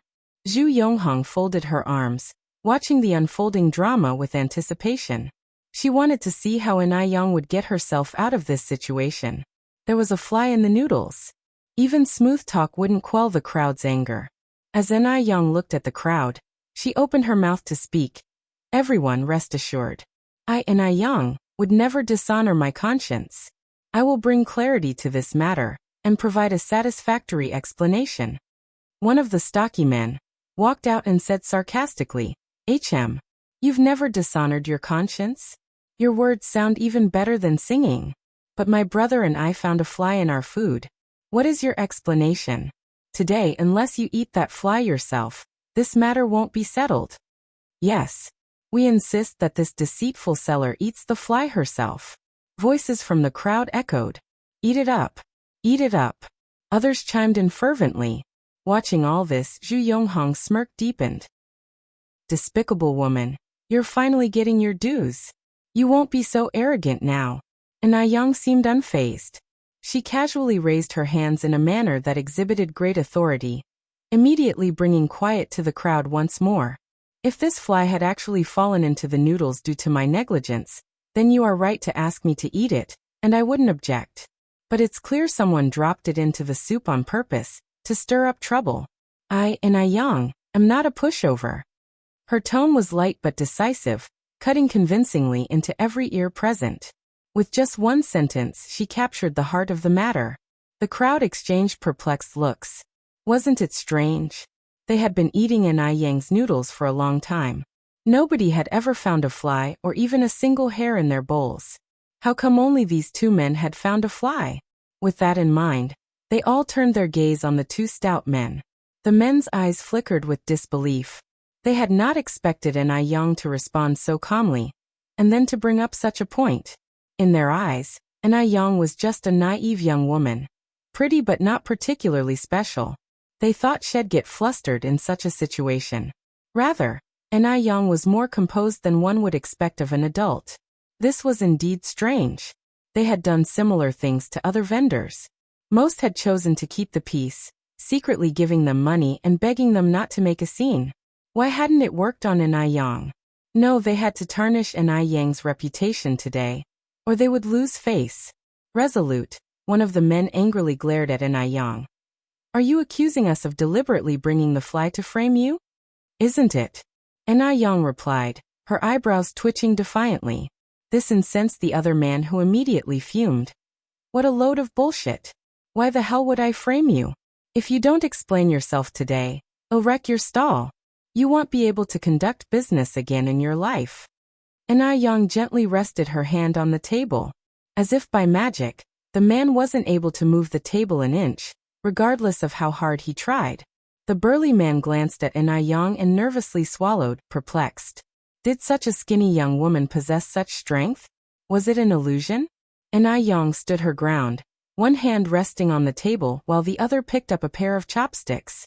She squashed the fly in the broth and addressed the crowd. Everyone watch closely. This is an intact fly. If it had fallen into the noodles while I was cooking, it would have been boiled to mush by now. Its body wouldn't have remained so intact. Also, the fly's wings are dry and haven't touched the soup. This means someone must have recently dropped it into the bowl. If you don't believe me, you're welcome to inspect it yourself to see if what I've said makes sense. Na Yang spoke logically and convincingly, leaving no room for doubt. Upon hearing her, the crowd huddled around Na Yang, murmuring among themselves. The boss is right, the back of the fly is indeed dry. She makes sense, she makes sense. I'm sorry, boss, my earlier words might have been a bit harsh. It's all because of those two. If they hadn't caused trouble, we wouldn't have acted so. Chapter 50. She did it. _1 The two hefty men never anticipated things would escalate to this point. They were both beginning to perspire out of fear, and after glancing at each other, they saw a mutual understanding. Seizing the opportunity when the crowd wasn't paying attention, they took a few steps back in preparation to sneak away. Just as they were gearing up to make their escape, they felt a pale, delicate hand rest on each of their shoulders. The hand was barely pressing against them, but only these two hefty men knew how much force was actually being applied. Thinking of running? It's not that easy. Na Yang raised an eyebrow at the two men, her tone light. Don't let them get away. Catch them. The crowd immediately helped Na Yang restrain the two hefty men. Some even unbuckled their belts to aid in tying the men up. Bastards, we almost wronged our little boss because of you. Someone in the crowd kicked one of the hefty men forcefully. Exactly. Thank goodness our little boss is so discerning. Framing the little boss didn't matter. The important thing was they might not get to enjoy such delicious noodles in the future. People like these should spend their time reflecting behind bars. I'm going to call the police. During this severe crackdown, such deliberate provocations were deemed hooligan behavior and are punishable by law. Moreover, this disgraceful label would follow them around for a lifetime, directly impacting their families as well. Hearing this, the two hefty men panicked immediately and pleaded, "Don't call the police. We beg you all not to call the police. We promise we won't do it again. Really, we won't dare. Please give us a second chance to be better people." The hefty men were nothing like the ferocious individuals they were. People like these should spend their time reflecting behind bars. I'm going to call the police. During this severe crackdown, such deliberate provocations were deemed hooligan behavior and are punishable by law. Moreover, this disgraceful label would follow them around for a lifetime, directly impacting their families as well. Hearing this, the two hefty men panicked immediately and pleaded, "Don't call the police. We beg you all not to call the police. We promise we won't do it again.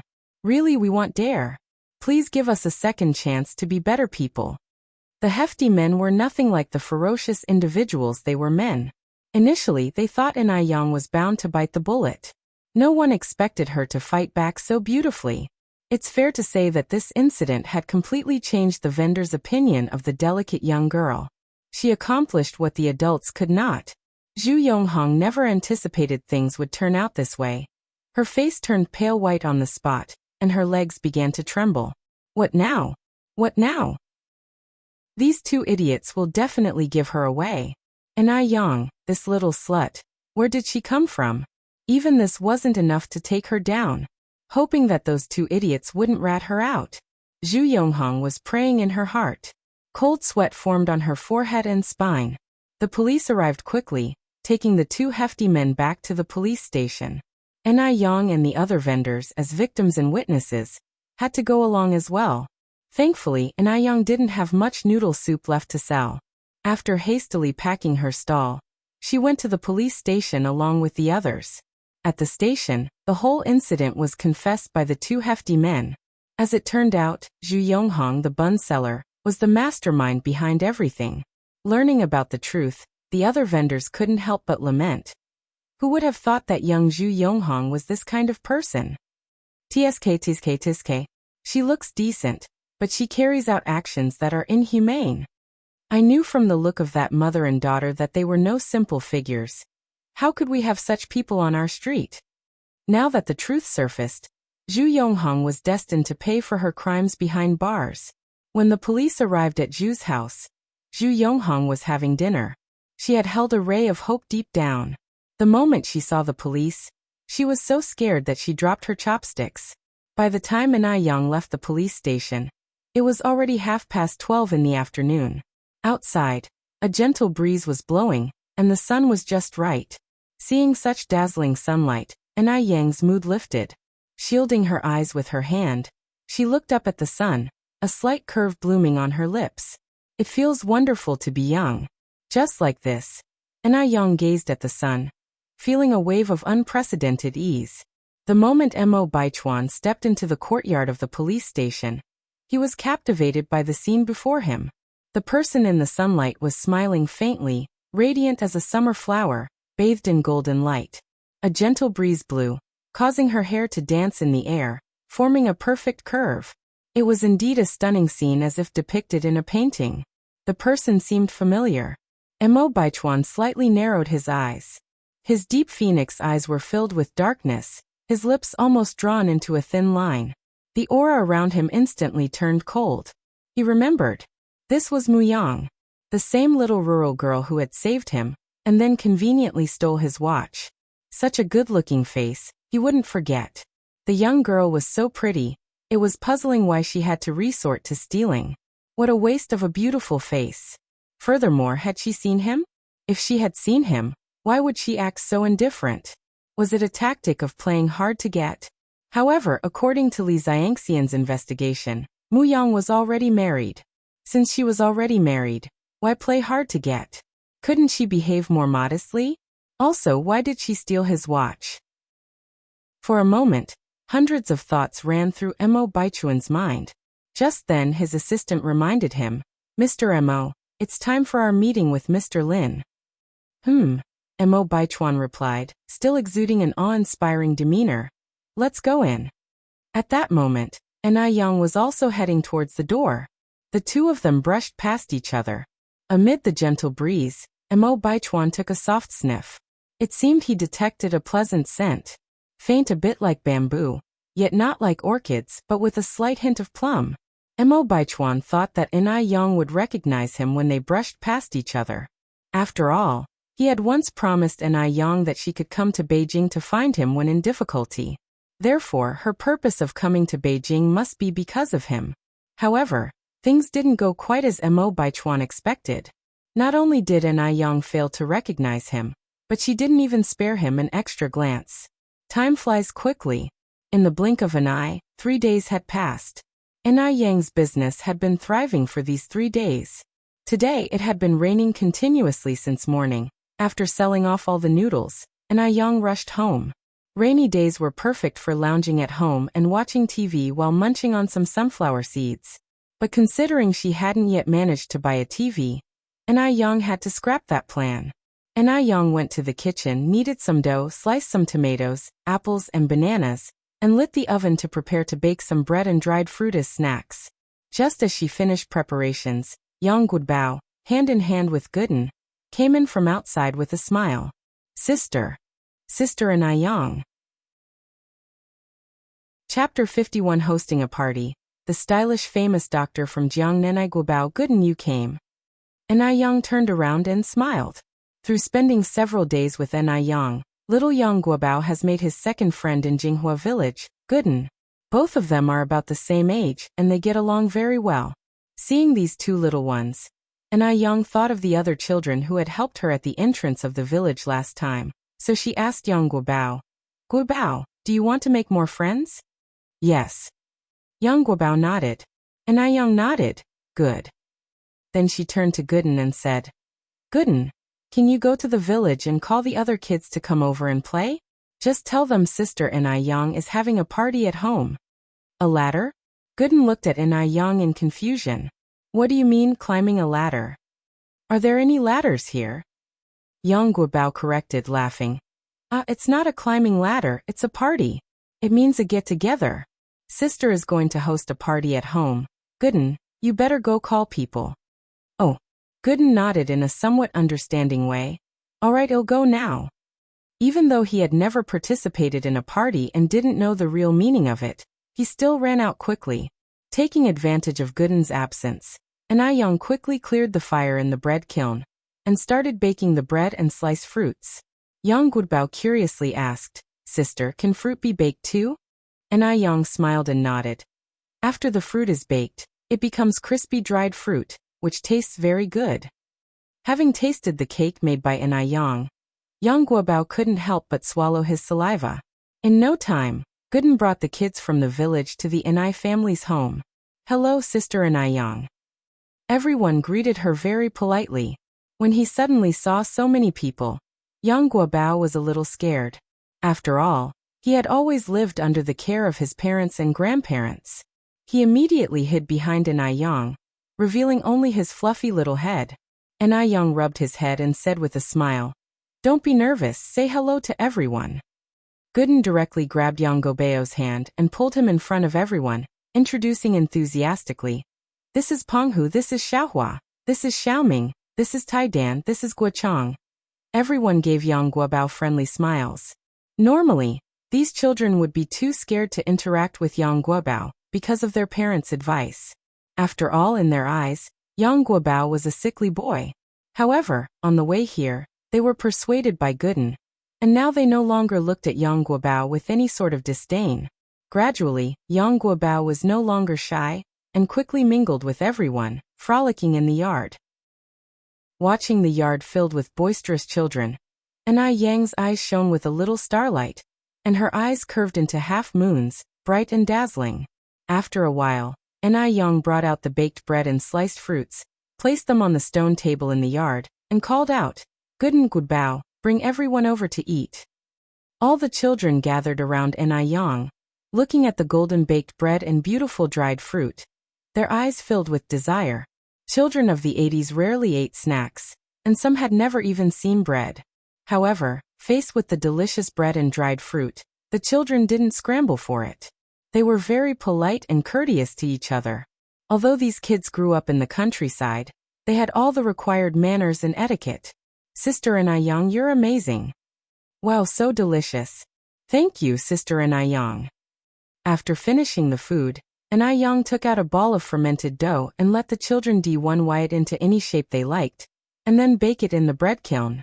The children's creativity and manual skills were very good, and before long, they had shaped the dough into various small animal shapes. "Look, I made a sister." Yang Guobao excitedly held up his bread dough figure.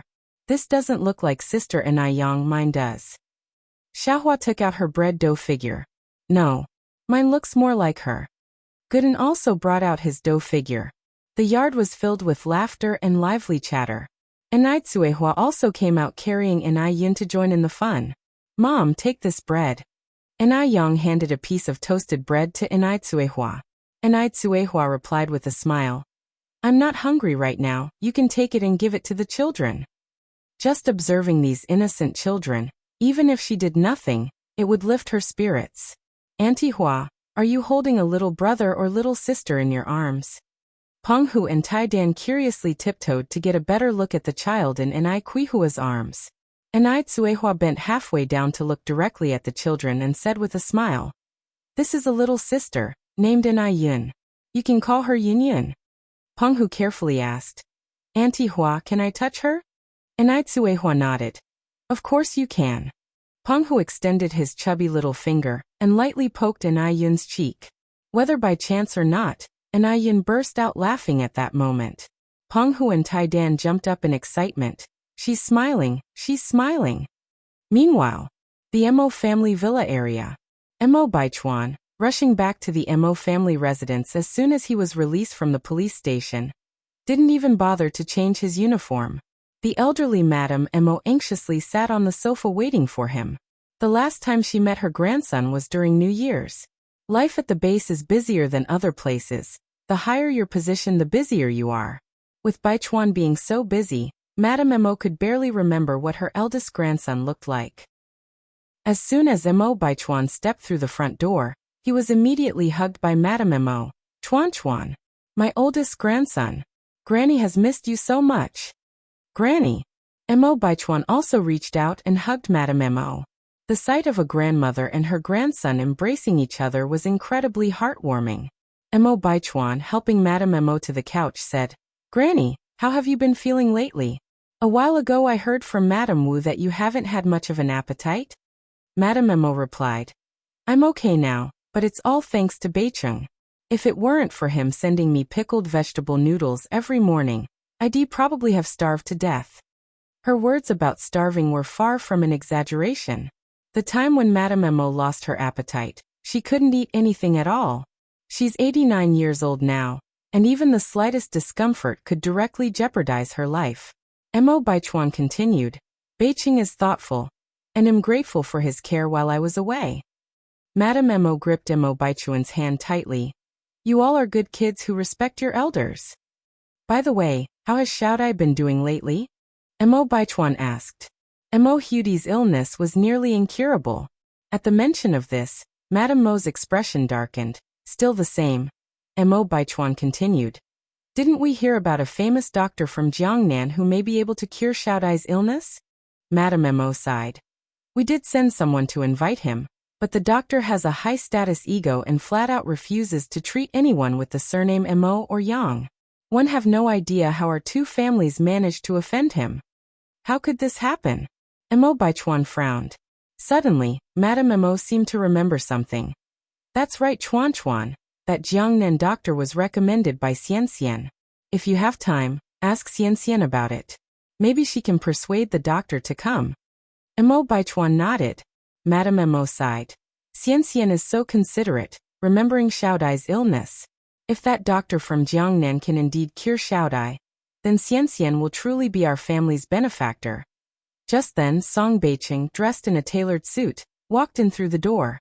Mo Baichuan immediately rose from the sofa, walked towards him with a rare smile on his dignified face, and opened his arms slightly. Beicheng. Song Beicheng hugged Mo Baichuan. Third brother, welcome back. The two embraced tightly. One was in a sharp uniform, the other in a well-tailored suit. The former was rebellious and cold, emitting an intimidating aura of an elite.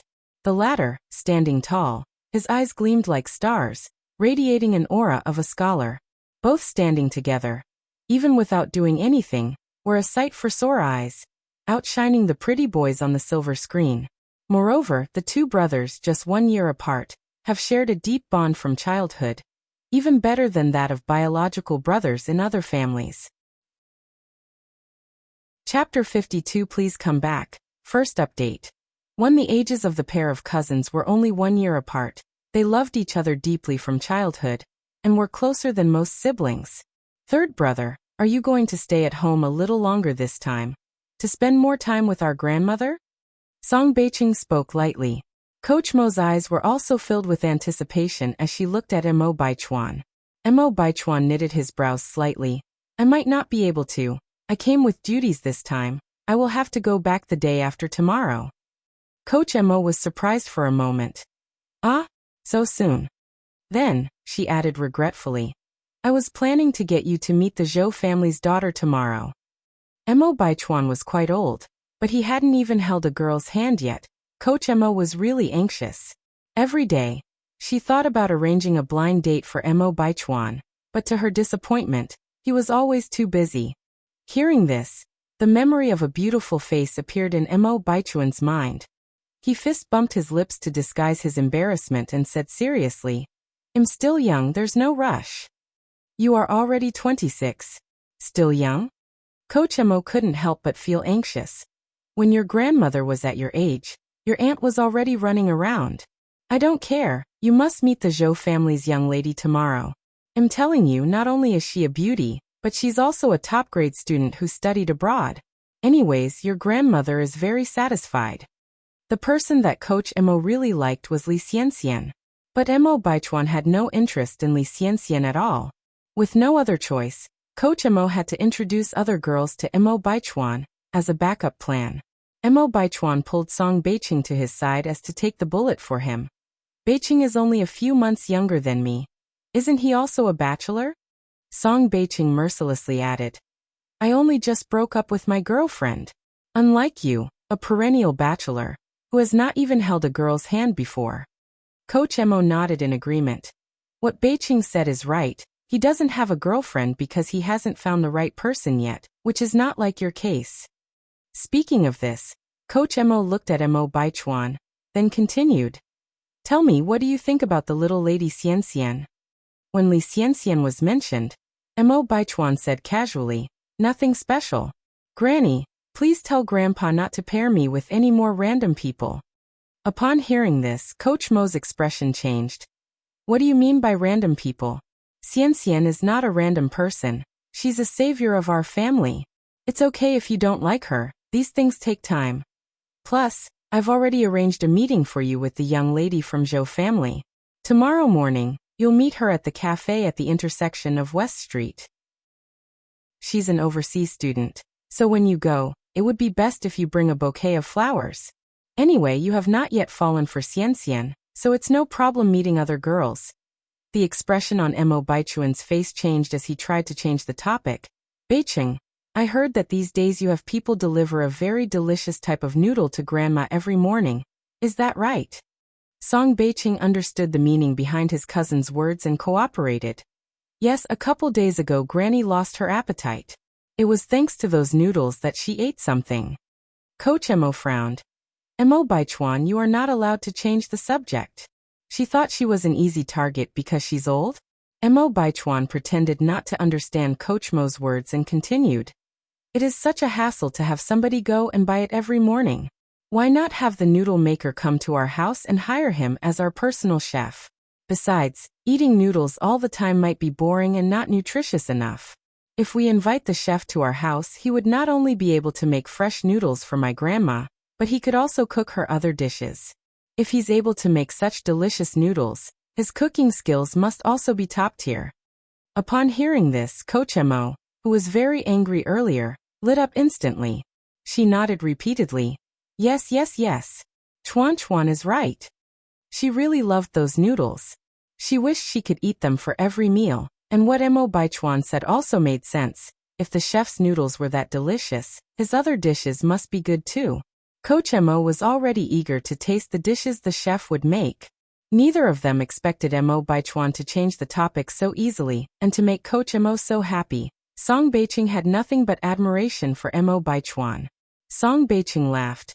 Okay Granny, first thing in the morning, you'll have Xiaoli go and take care of it. Coach Mo nodded in agreement, then said, Alright, then have Xiaoli explain it to him properly. That chef's handiwork is really exceptional. We can offer a higher salary than a conventional one. Yes, of course. Song Beiqing answered. Seeing the conversation was about to circle back around to the blind date, Mo Baichuan stood up from the sofa and said, I'll go upstairs and check on Xiaodai. Mentioning Mo Hudi, a hint of melancholy appeared on Coach Mo's face. I'll also go take a look, Song Beicheng also went upstairs with her. Upstairs, Emo Huti's condition wasn't good at all. Her little face was as pale as a sheet. The 14-year-old girl looked much smaller than her peers. Chuan brother, Beicheng brother. Seeing Beicheng and Emo Baichuan coming in, the little girl struggled to get up from the bed. Chapter 53 Don't Let You Go. Updated twice.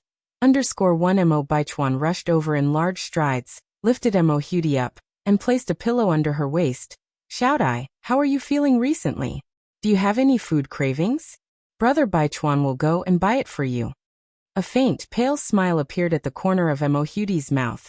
Brother Baichuan, I'm doing much better, don't worry. Sincere her childhood, Emo Huti had always been considerate.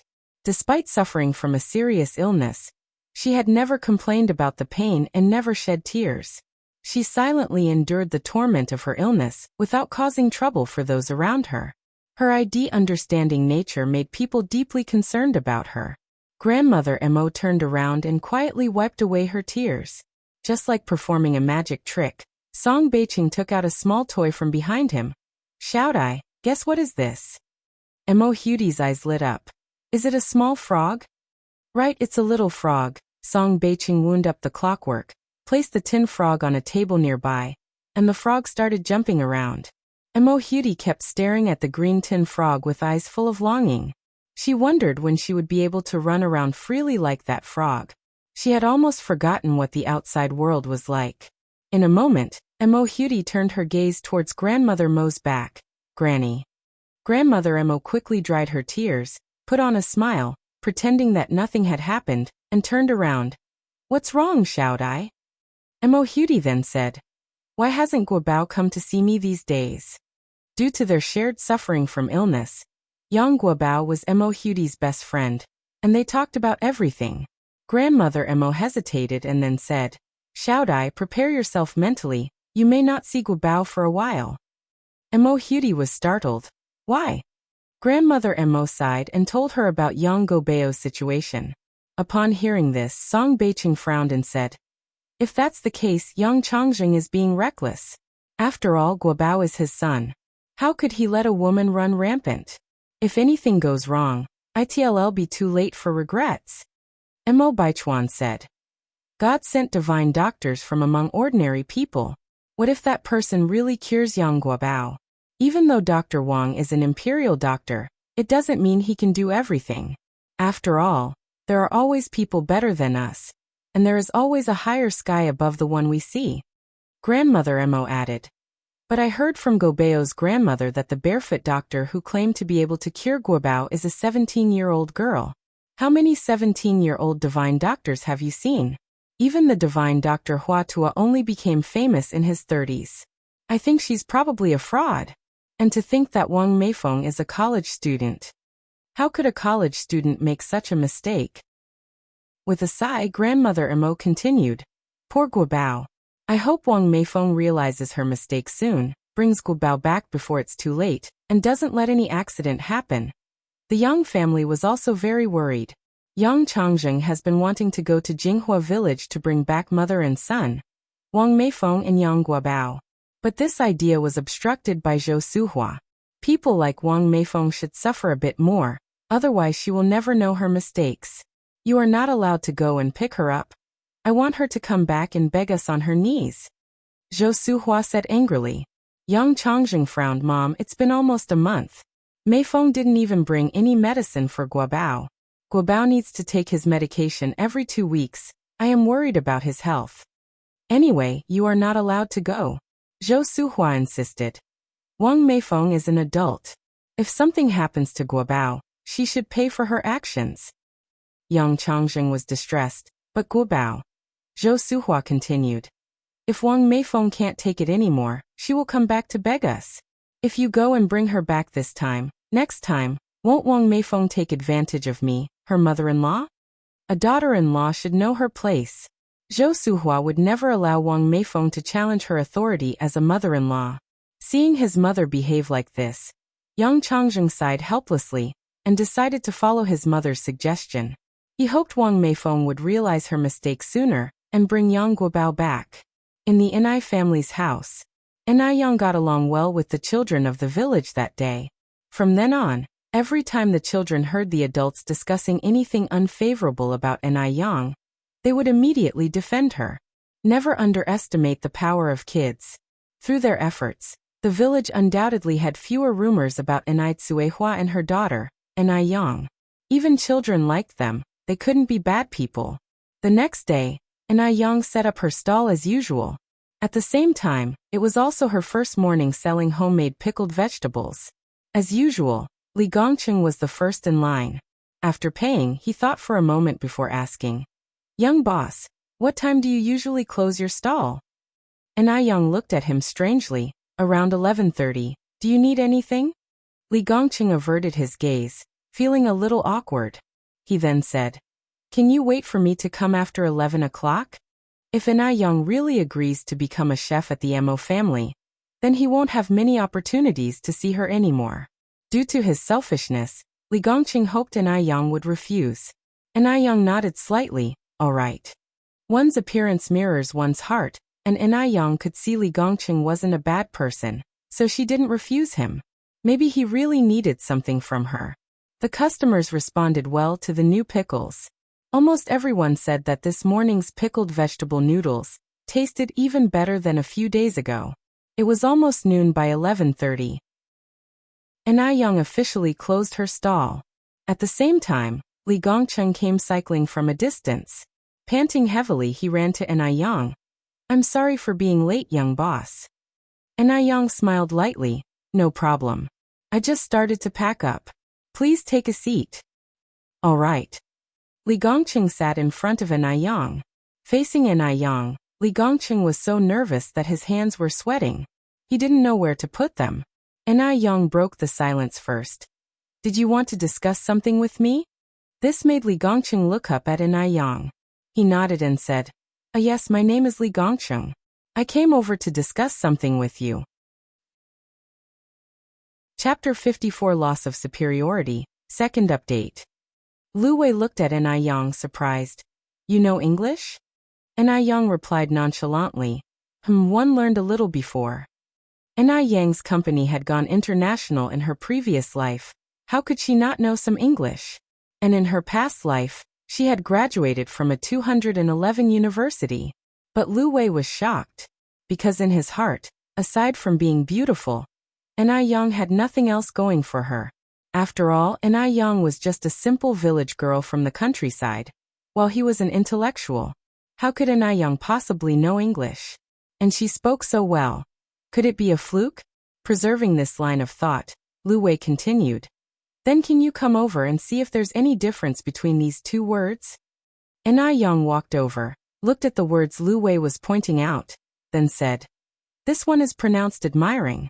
One, although it and admirable are both adjectives, the former refers to things or people that inspire admiration, often serving as a predicate or a descriptive word. The latter means worthy of admiration, and can be used to describe things or people, primarily as an attribute." Her tone was gentle, pure, and measured, like breezes in April, pleasing to the heart and delightful to the mind. After Ai Yang explained, Lu Wei was stunned. He couldn't help but ask, Ai Yang, what's your educational background?" "I have a junior high school education," Ai Yang replied calmly.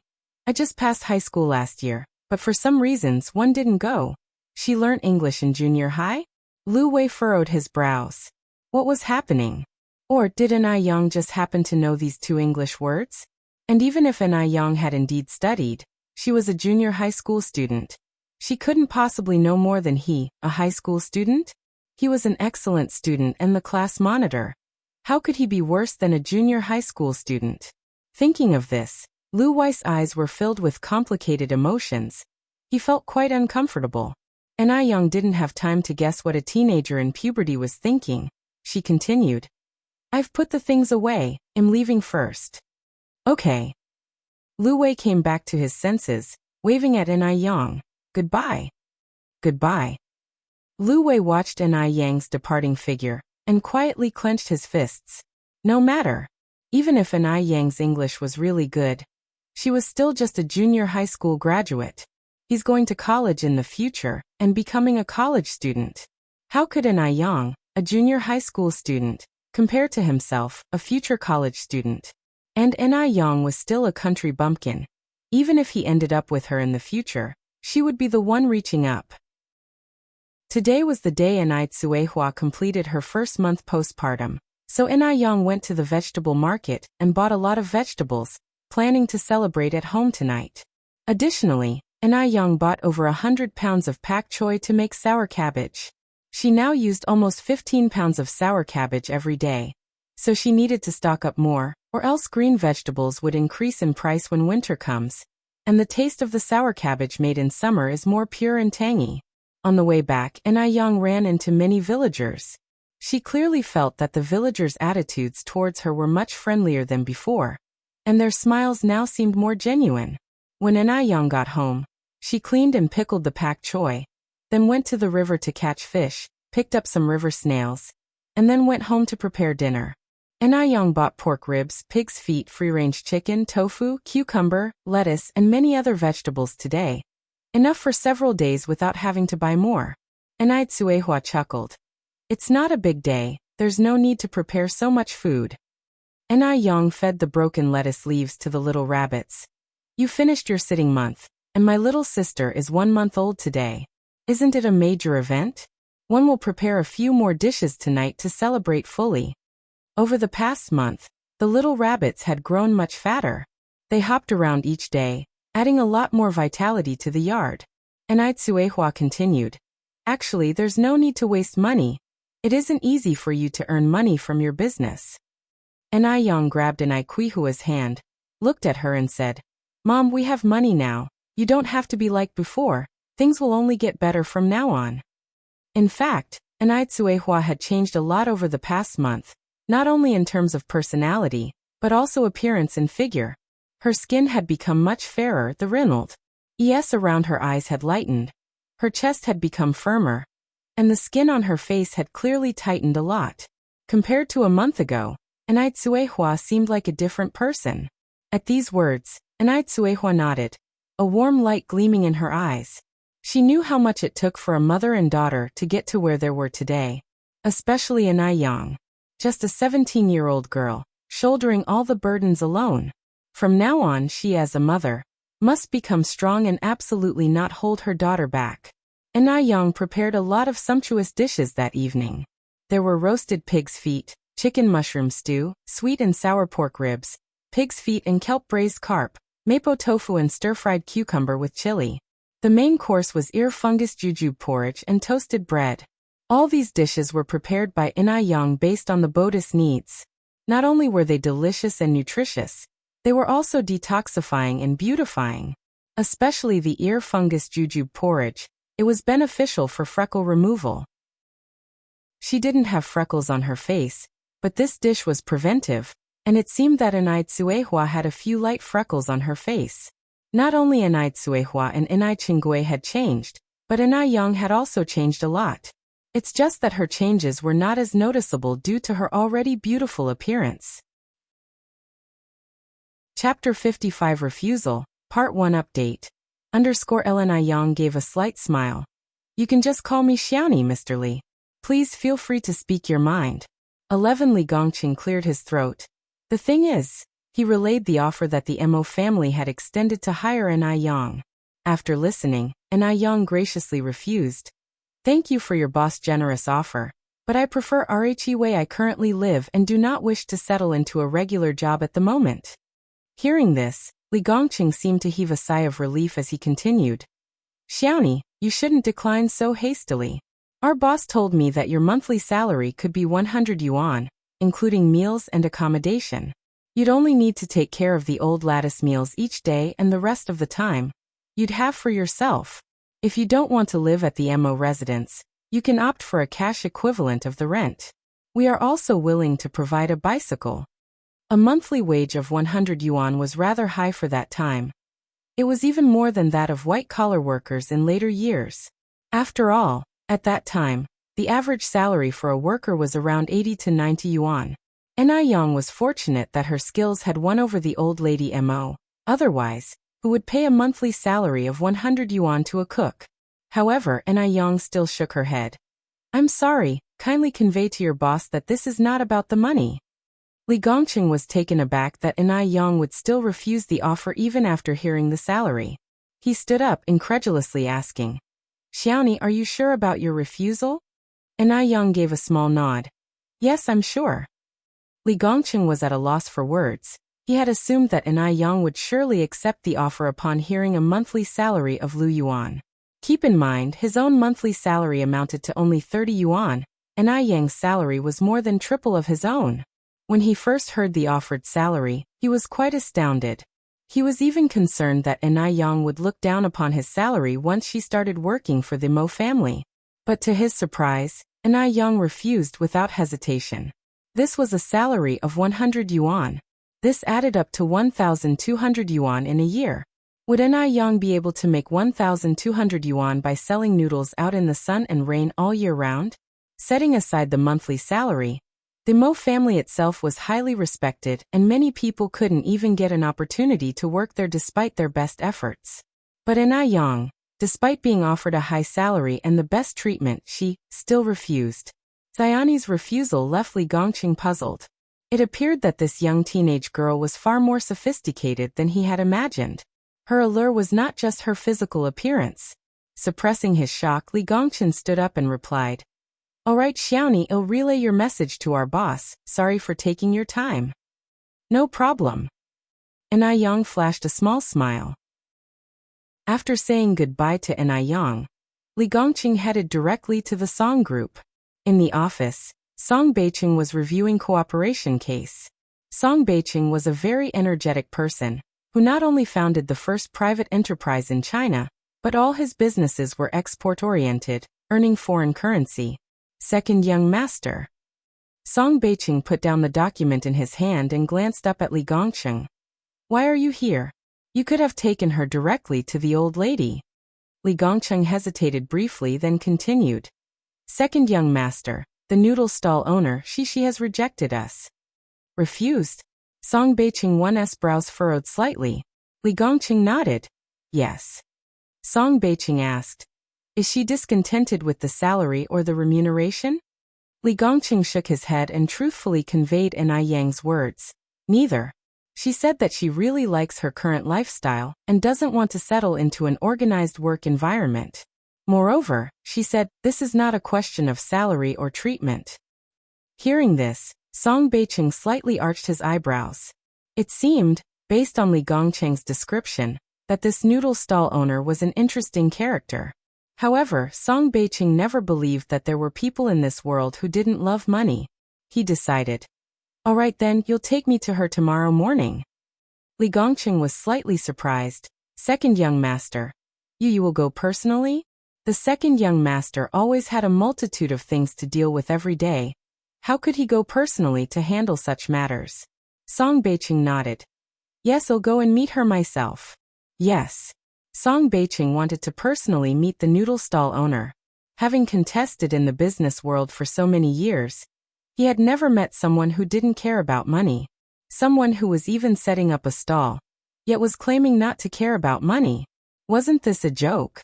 Hearing this, Li Gongqing was stunned for a moment before replying, All right then, I'll make the arrangements. Okay. Song Beiqing nodded lightly. You may leave now. Li Gongqing complied and withdrew. Elsewhere, Anai Yang continued with her routine of raking chairs and tables over to Lu Dongliang, the shop owner's place. Today was Saturday, and Lu Wei sat outside reading English on a small stool.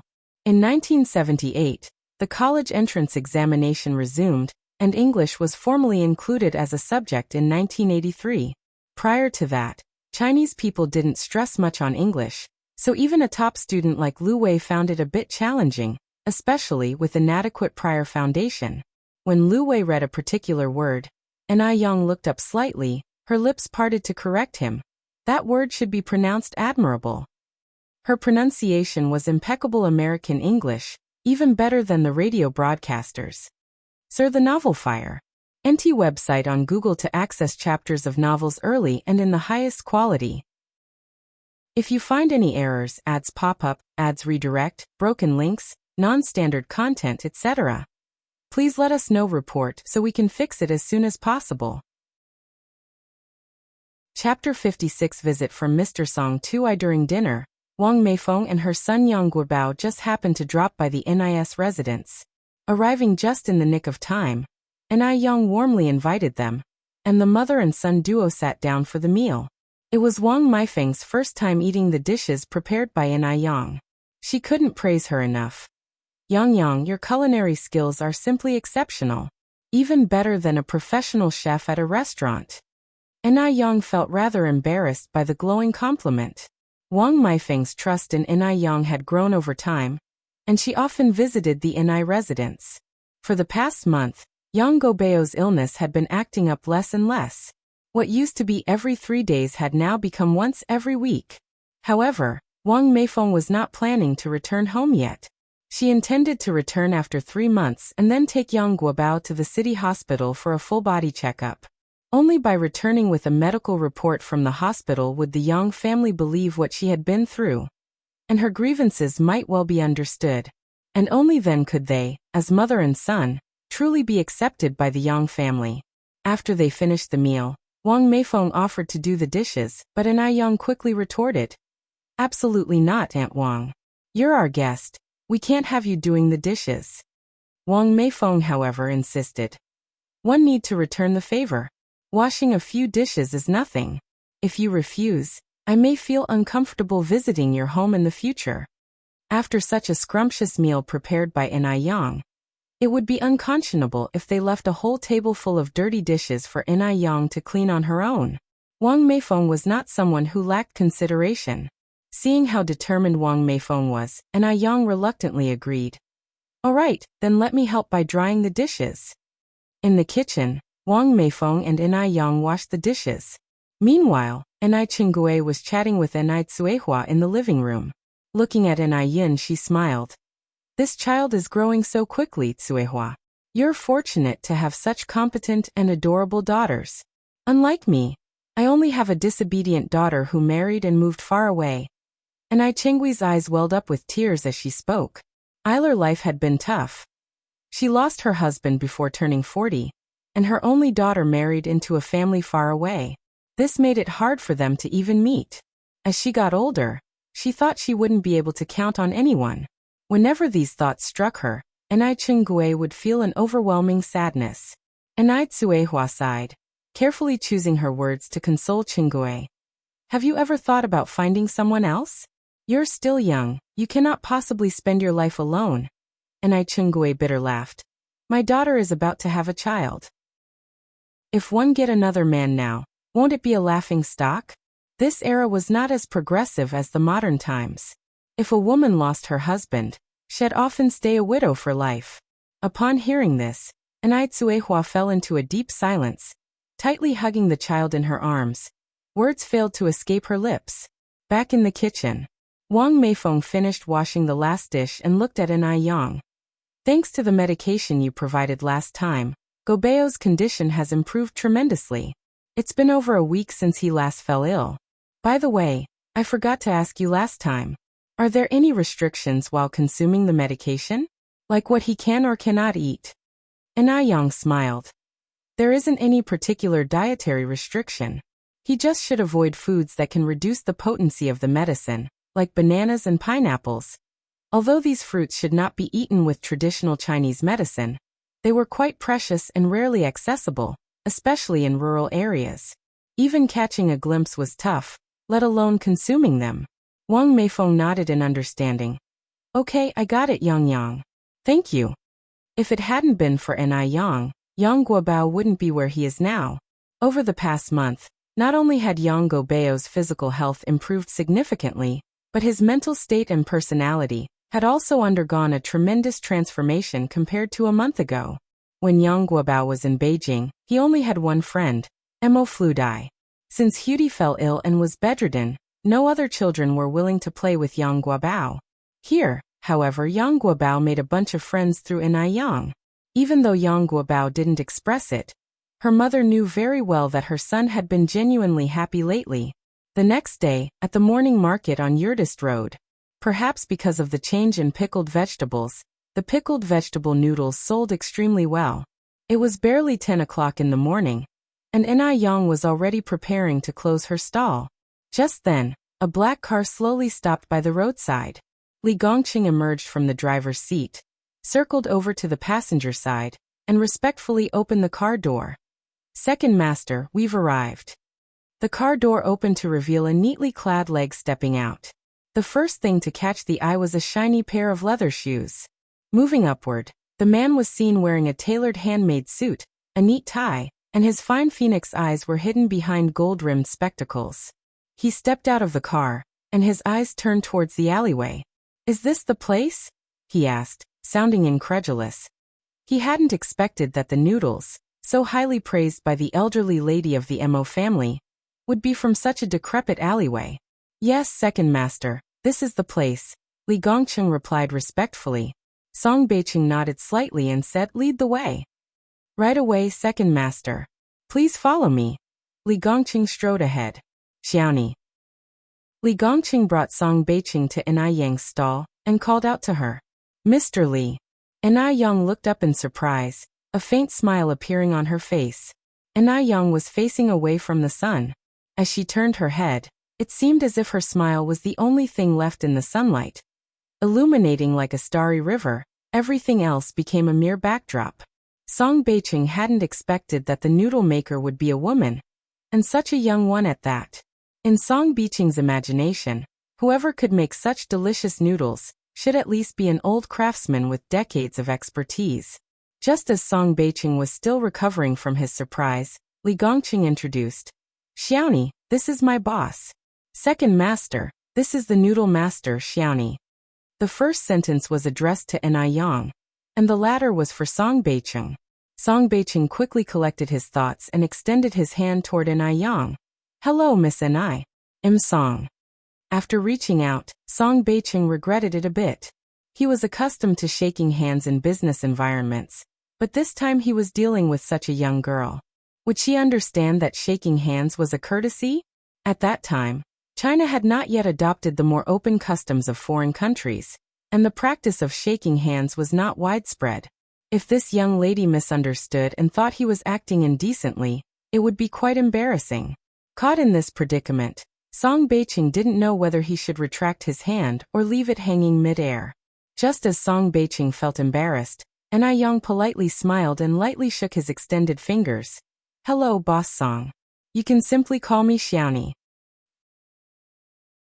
Chapter 57 Visit from Mr. Song to during dinner, Wang Meifeng and her son Yang Guobao just happened to drop by the NIS residence. Arriving just in the nick of time, Enai Yang warmly invited them, and the mother and son duo sat down for the meal. It was Wang Meifeng's first time eating the dishes prepared by Enai Yang. She couldn't praise her enough. "Yang, your culinary skills are simply exceptional. Even better than a professional chef at a restaurant." Enai Yang felt rather embarrassed by the glowing compliment. Wang Meifeng's trust in Enai Yang had grown over time, and she often visited the Enai residence. For the past month, Yang Guobao's illness had been acting up less and less. What used to be every 3 days had now become once every week. However, Wang Meifeng was not planning to return home yet. She intended to return after 3 months, and then take Yang Guobao to the city hospital for a full body checkup. Only by returning with a medical report from the hospital would the Yang family believe what she had been through. And her grievances might well be understood. And only then could they, as mother and son, truly be accepted by the Yang family. After they finished the meal, Wang Meifeng offered to do the dishes, but Enai Yang quickly retorted, "Absolutely not, Aunt Wang. You're our guest. We can't have you doing the dishes." Wang Meifeng, however, insisted. "One need to return the favor. Washing a few dishes is nothing. If you refuse, I may feel uncomfortable visiting your home in the future." After such a scrumptious meal prepared by Enai Yang, it would be unconscionable if they left a whole table full of dirty dishes for Enai Yang to clean on her own. Wang Meifeng was not someone who lacked consideration. Seeing how determined Wang Meifeng was, Enai Yang reluctantly agreed. "All right, then let me help by drying the dishes." In the kitchen, Wang Meifeng and Enai Yang washed the dishes. Meanwhile, Enai Qinggui was chatting with Enai Tsuehua in the living room. Looking at Enai Yin, she smiled. "This child is growing so quickly, Tsuehua. You're fortunate to have such competent and adorable daughters. Unlike me, I only have a disobedient daughter who married and moved far away. And Ai Chenggui's eyes welled up with tears as she spoke. Her life had been tough. She lost her husband before turning 40, and her only daughter married into a family far away. This made it hard for them to even meet. As she got older, she thought she wouldn't be able to count on anyone. Whenever these thoughts struck her, Ai Chenggui would feel an overwhelming sadness. Ai Tsuehua sighed, carefully choosing her words to console Chenggui. Have you ever thought about finding someone else? You're still young, you cannot possibly spend your life alone. Ai Chenggui bitter laughed. My daughter is about to have a child. If one get another man now, won't it be a laughing stock? This era was not as progressive as the modern times. If a woman lost her husband, she'd often stay a widow for life. Upon hearing this, Ai Tsuehua fell into a deep silence, tightly hugging the child in her arms. Words failed to escape her lips. Back in the kitchen, Wang Meifeng finished washing the last dish and looked at Ai Yang. Thanks to the medication you provided last time, Gobeo's condition has improved tremendously. It's been over a week since he last fell ill. By the way, I forgot to ask you last time. Are there any restrictions while consuming the medication? Like what he can or cannot eat? Ai Yang smiled. There isn't any particular dietary restriction. He just should avoid foods that can reduce the potency of the medicine, like bananas and pineapples. Although these fruits should not be eaten with traditional Chinese medicine, they were quite precious and rarely accessible, especially in rural areas. Even catching a glimpse was tough, let alone consuming them. Wang Meifeng nodded in understanding. Okay, I got it, Yang Yang. Thank you. If it hadn't been for Ai Yang, Yang Guobao wouldn't be where he is now. Over the past month, not only had Yang Guobao's physical health improved significantly, but his mental state and personality had also undergone a tremendous transformation compared to a month ago. When Yang Guobao was in Beijing, he only had one friend, Mo Fludai. Since Hudy fell ill and was bedridden, no other children were willing to play with Yang Guobao. Here, however, Yang Guobao made a bunch of friends through Ai Yang. Even though Yang Guobao didn't express it, her mother knew very well that her son had been genuinely happy lately. The next day, at the morning market on Yurdist Road, perhaps because of the change in pickled vegetables, the pickled vegetable noodles sold extremely well. It was barely 10 o'clock in the morning, and Ai Yang was already preparing to close her stall. Just then, a black car slowly stopped by the roadside. Li Gongqing emerged from the driver's seat, circled over to the passenger side, and respectfully opened the car door.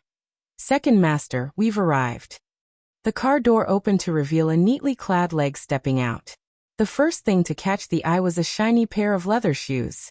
Moving upward, the man was seen wearing a tailored handmade suit, a neat tie, and his fine phoenix eyes were hidden behind gold-rimmed spectacles. He stepped out of the car, and his eyes turned towards the alleyway.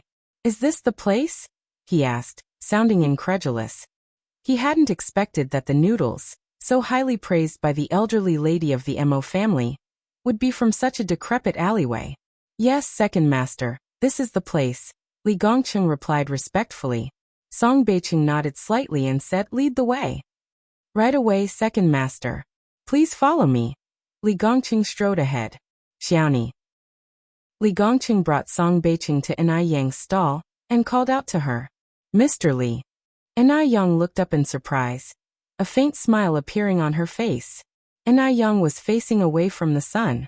As she turned her head, it seemed as if her smile was the only thing left in the sunlight. Illuminating like a starry river, everything else became a mere backdrop. Song Beiqing hadn't expected that the noodle maker would be a woman, and such a young one at that. In Song Beiqing's imagination, whoever could make such delicious noodles should at least be an old craftsman with decades of expertise. Just as Song Beiqing was still recovering from his surprise, Li Gongqing introduced. Xiaoni, this is my boss. Second master, this is the noodle master, Xiaoni. The first sentence was addressed to Ai Yang, and the latter was for Song Beiqing. Song Beiqing quickly collected his thoughts and extended his hand toward Ai Yang. Hello, Miss Ai. I'm Song. After reaching out, Song Beiqing regretted it a bit. He was accustomed to shaking hands in business environments, But this time he was dealing with such a young girl. Would she understand that shaking hands was a courtesy?